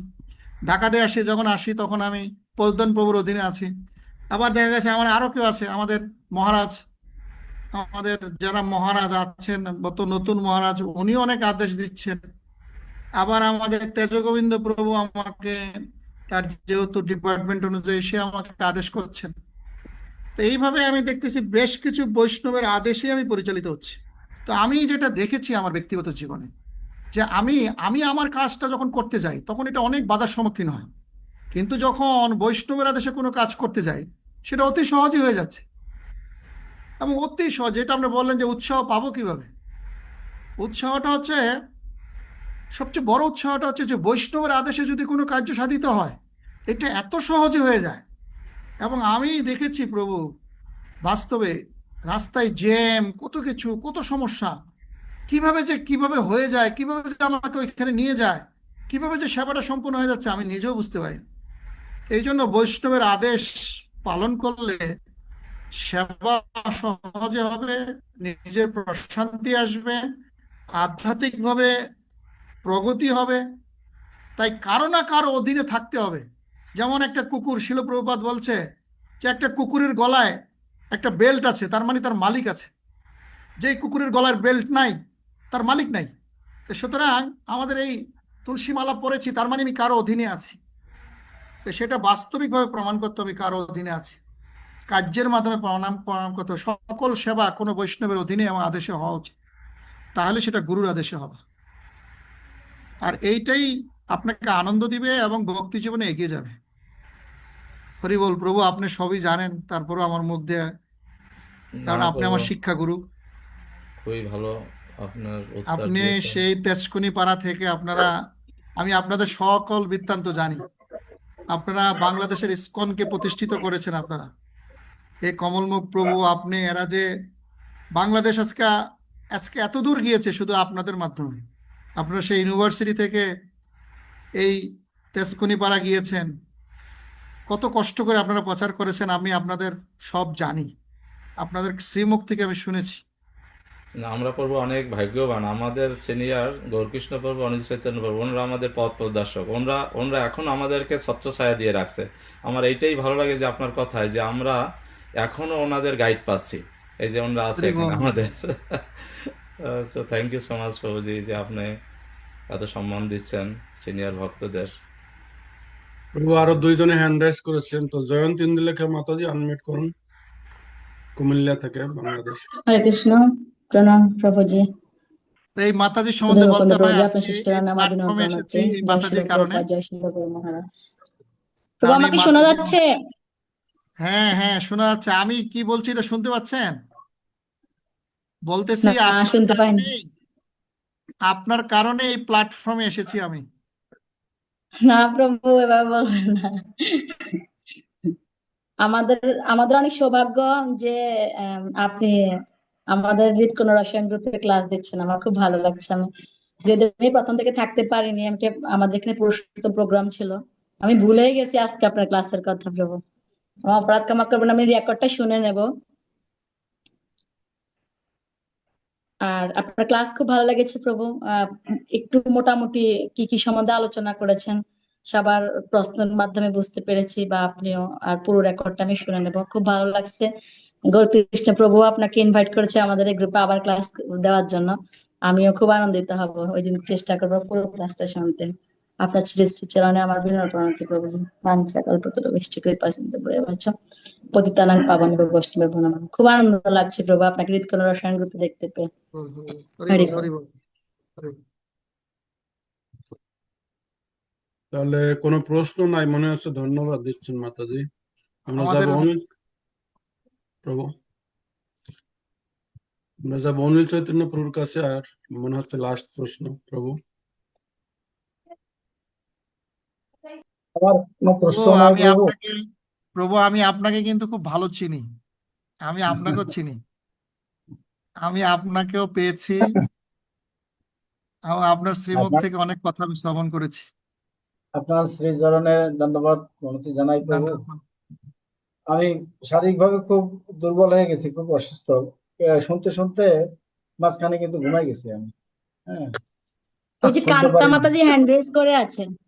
তো এই যে ব্যবহারিক জিনিসগুলো যে আমাদের এত অতীব প্রয়োজন, যেগুলা আমাদের পদে পদে এগুলো ফেস করতে হয়। তো আজকে যে আমাদের এই সঙ্গটা দিয়েছেন এবং এত সুন্দর আলোচনা হয়েছে, আমি রেকর্ড থেকে কমল মুখপ্রভুকে অনুরোধ করব, রেকর্ডিং হলে ওখান থেকে আমি কয়েকটা শুনে নেব। তো আমি আশা করি এটুকু, যেমন গৌরকৃষ্ণ প্রভু বলেছেন যে আবার আপনি আমাদেরকে একটু সহযোগিতা করবেন বা সঙ্গ দিবেন যদি সুযোগ থাকে। আমরা এরকম ব্যবহারিক যে প্রয়োজনীয় জিনিসগুলো, ওগুলো আমাদের খুবই খুবই প্রয়োজন। অনেক হরি সময় বল। সমাজে অনেক রকম অত্যাচার, অনেক অনেক রকমের প্রতিবন্ধকতার মুখে আমরা পড়ি, যেগুলো উত্তর দিতে গেলে এখন প্রামাণিক সূত্র দিয়ে করতে হবে। আপনার এই পরিশ্রমের জন্য অনেক ধন্যবাদ প্রভু, অশেষ ধন্যবাদ। কিভাবে হরি রাখবেন? বল। জয় শ্রী গুরুপাদ। জয় গুরুপাদ। কাজল সাহা প্রভু। কান্তা মাতাজি মাতাজি আনমিউট করুন। হ্যাঁ, কৃষ্ণ প্রভুজি, আপনার চরণে আমার প্রণাম, আমার সকল বৈষ্ণব চরণে প্রণাম। প্রভুজি, এত সুন্দর ক্লাস বেদের উপর আপনি দিয়েছেন, বেদ এবং উপনিষদের উপর। মাতাজি এই একটু জোরে বলবেন, আমি শুনতে পাচ্ছি না। বলছি, বেদ এবং উপনিষদের উপর এত সুন্দর ক্লাস আপনি দিয়েছেন। আমরা সচরাচর ইস্কনে একটু কমই আলোচনা হয়। এটা এটা খুবই গুরুত্বপূর্ণ একটা ক্লাস এবং খুব ক্লাসিক্যাল ক্লাস আমি বলবো। তো আপনার কাছে আমার একটা ছোট্ট প্রশ্ন, যে স্বকীয় ভজন সম্বন্ধে যদি একটু আলোচনা করতেন। স্বকীয় পরকীয় দুইটা শব্দ যদিও আমাদের ভক্তি রসামৃত সিন্ধু গ্রন্থে আছে, স্বকীয় রস পরকীয় রস। এটা আপনার ওই যে ভাব ভক্তি প্রেম ভক্তিতে গেলে পাবেন, ভক্তি রসামৃত সিন্ধু গ্রন্থে আছে। কিন্তু ওই স্বকীয় রস আর এইখানে স্বকীয় রস যেটা বলা হয়েছে, স্বকীয় রসে রাধা কৃষ্ণের ভজন, এটা একটু আলাদা। অ্যাকচুয়ালি ভক্তি রসামৃত সিন্ধু গ্রন্থের যে স্বকীয় পরকীয়, সেটা হচ্ছে ব্রজভাব আর হলো দ্বারকা ভাব। দ্বারকার যে মহিষিনীরা, সেটা হচ্ছে হলো স্বকীয় রস, আর পরকীয় রস হচ্ছে ব্রজভাব। ব্রজ ব্রজ গোপিকাদের সাথে কৃষ্ণের যে সম্পর্ক, এটা হচ্ছে শুদ্ধ স্বকীয় রস, শুদ্ধ পরকীয় রস আর কি। আর এখানে স্বকীয় রসে রাধা কৃষ্ণের যে সেবা, যেটা আমরা আপনি দেখেছেন ইয়েতে, আহ বিষয়টা হলো আপনার হলো বিষ্ণু স্বামী সম্প্রদায়ের এবং বল্লভাচার্য সম্প্রদায়ের, যেটা আমি বলেছি, এইটা কিন্তু হলো কি, এটা হচ্ছে রাধাকুণ্ডে শ্যামকুণ্ডে গেলে এখনো বলবে, দেখবেন হ্যাঁ তোমাদের শিল প্রভুপাদ কি দিয়েছে, তোমাদের ইসকন সোসাইটিতে কি দেয়, সকলকে দাস্য ভাব। তুমি কি দাস্য ভাব? তুমি জানো না তুমি কি? আমাদের কাছে যদি আসো, তুমি কোন রসের ভক্ত তোমাকে বলে দেবো, আর ওই রসের মন্ত্র দেবো আমরা। এইভাবে আমাদের ইসকনের বহু ভক্তকে তারা নিয়ে যায়। এইটা এক ধরনের কি বলবো, এটা এখন আমার আমার বলা উচিত কিনা জানি না, এই ধরনের একটা মানে দোলাচল আছে আর কি। এটা মিসলিডিং প্রভু, হচ্ছে মিসলিডিং করছে। এইভাবে এইটাকে পুষ্টিমার্গ বলে। এটা বল্লভাচার্য গ্রুপের এটা এই পুষ্টিমার্গ, আগের পুষ্টিমার্গের যে ফিলোসফি, এটা এখন আর নাই। এইটা হচ্ছে ভক্ত চুরি করে নিয়ে যায় আর কি। তো এই স্বকীয় রস হচ্ছে আপনার কোন কোন রসে আপনি আছেন, কৃষ্ণের সাথে সম্পর্ক, সেটা তারা স্বরূপ স্বরূপ সম্পর্ক জানিয়ে দেবে আপনাকে। তো এটা আসলে এক ধরনের, আমি জানি না এটা এইগুলি হচ্ছে আর কি। তা আপনাদের সতর্ক থাকা উচিত। আপনি কি দাস্যরসের ভক্ত, নাকি সখ্য রসের ভক্ত, নাকি বাৎসল্য রসের ভক্ত, না মাধুর্য রসের ভক্ত, ওই গুরুদেব বলে দিবে আপনাকে। কিন্তু গৌড়ীয় বৈষ্ণব ধারা এই ধরনের, এই যে এইটা এইটা আসলে গৌড়ীয় বৈষ্ণব ধারা এটাকে স্বীকার করা হয় না। গৌড়ীয় বৈষ্ণব দ্বারা স্বীকার করা হয় সব দাস্যরস। এই দাস্যরস, আমরা যখন এই দাস্যরসের সেবা করব এবং ভক্তি রসামৃত সিন্ধু গ্রন্থ পড়লে আপনি পাবেন, আপনি যেই রসেরই ভক্ত হন না কেন, কিন্তু আপনাকে দাস্যরসে, যত উন্নত ভক্তি হন না কেন, আপনাকে দাস্যরসের সেবা করতে হবে, না হলে আপনি অধপতিত হবেন। যে অধপতনটা হয়েছে ভরত মহারাজের, সে ভাবস্তরে ভক্ত হওয়া সত্ত্বেও অধপতিত হয়েছে। হরে কৃষ্ণ বাবু, I just wanted to share one thing, sorry. Hare আচ্ছা, কৃষ্ণ। ওই স্বকীয় ব্যাপারটা তো বলছিলেন, ওইখানে একটা পয়েন্ট আছে সেরকম যে যারা স্বকীয় রসে রাধাকৃষ্ণের ভজনা করে তারা মনে করে রাধাকৃষ্ণ হলো বিবাহিত, যে ভান্ডারী বলে যে ভগবান ব্রহ্মা তাদেরকে বিয়ে দিয়েছিলেন কোন এক সত্য যুগে বা কোন একটা যুগে। তো সেই জিনিসটা কি তার রেফারেন্স হিসেবে দেখান যে দেখো আসলে রাধাকৃষ্ণ কিন্তু তাদের সাথে এটার্নাল রিলেশনশিপ আছে। আর এই সমস্ত গোপীর সাথে ভগবানের অ্যাকচুয়ালি আগেই বিয়ে হয়ে গেছে, কারণ ব্রহ্ম বিমোহন লীলাতে ভগবান যে গোপ বেশ ধারণ করেছিলেন তখনই এই গোপদের সাথে, গোপরূপী কৃষ্ণের সাথে তাদের সাথে বিয়ে হয়েছিল। তো এই হিসাবে দেখানোর চেষ্টা করেন তারা যে আসলে ভগবান এবং যে ভক্তদের সাথে যে এই অপ্রাকৃত লীলা বিলাস মাধুর্য রসে, এটা ঠিক পরকীয় না, এটাও স্বকীয়। আবার আরেকটা ব্যাখ্যা আছে এখানে যেটা তারা বলার চেষ্টা করেন, সেটা হলো এই যে যেহেতু ভগবানের সমস্ত কিছু শক্তি এবং ভগবান হলো পরম পুরুষ, তাহলে সকল এনার্জি তার স্ত্রী। তো সেই হিসাবেও সবাই তার সাথে ম্যারেড, আমরাও সবাই তার সাথে ম্যারেড কোনো না কোনো ভাবে। তো সেই কারণে সেই পরকীয় ভাবটা ঠিক তারা ফোকাস করতে চান না, বা ওটাকে তারা সামনে রাখতে চান না। এই কারণে ওদের চিন্তা ভাবনার সাথে গৌড়ীয় চিন্তা ভাবনার একটু ডিফারেন্স আছে। তবে জি, ওই বিষয়টা অনেক আমি আসলে সুন্দর। জানতাম না যে বাবু যে না না, অনেক সুন্দর আপনি যেটা বলছেন। ইসকনের। এটা আমি এটার সাথে যে এইরকম একটা সম্পর্ক আছে, এটা আমার জানা ছিল না। অনেক সুন্দর।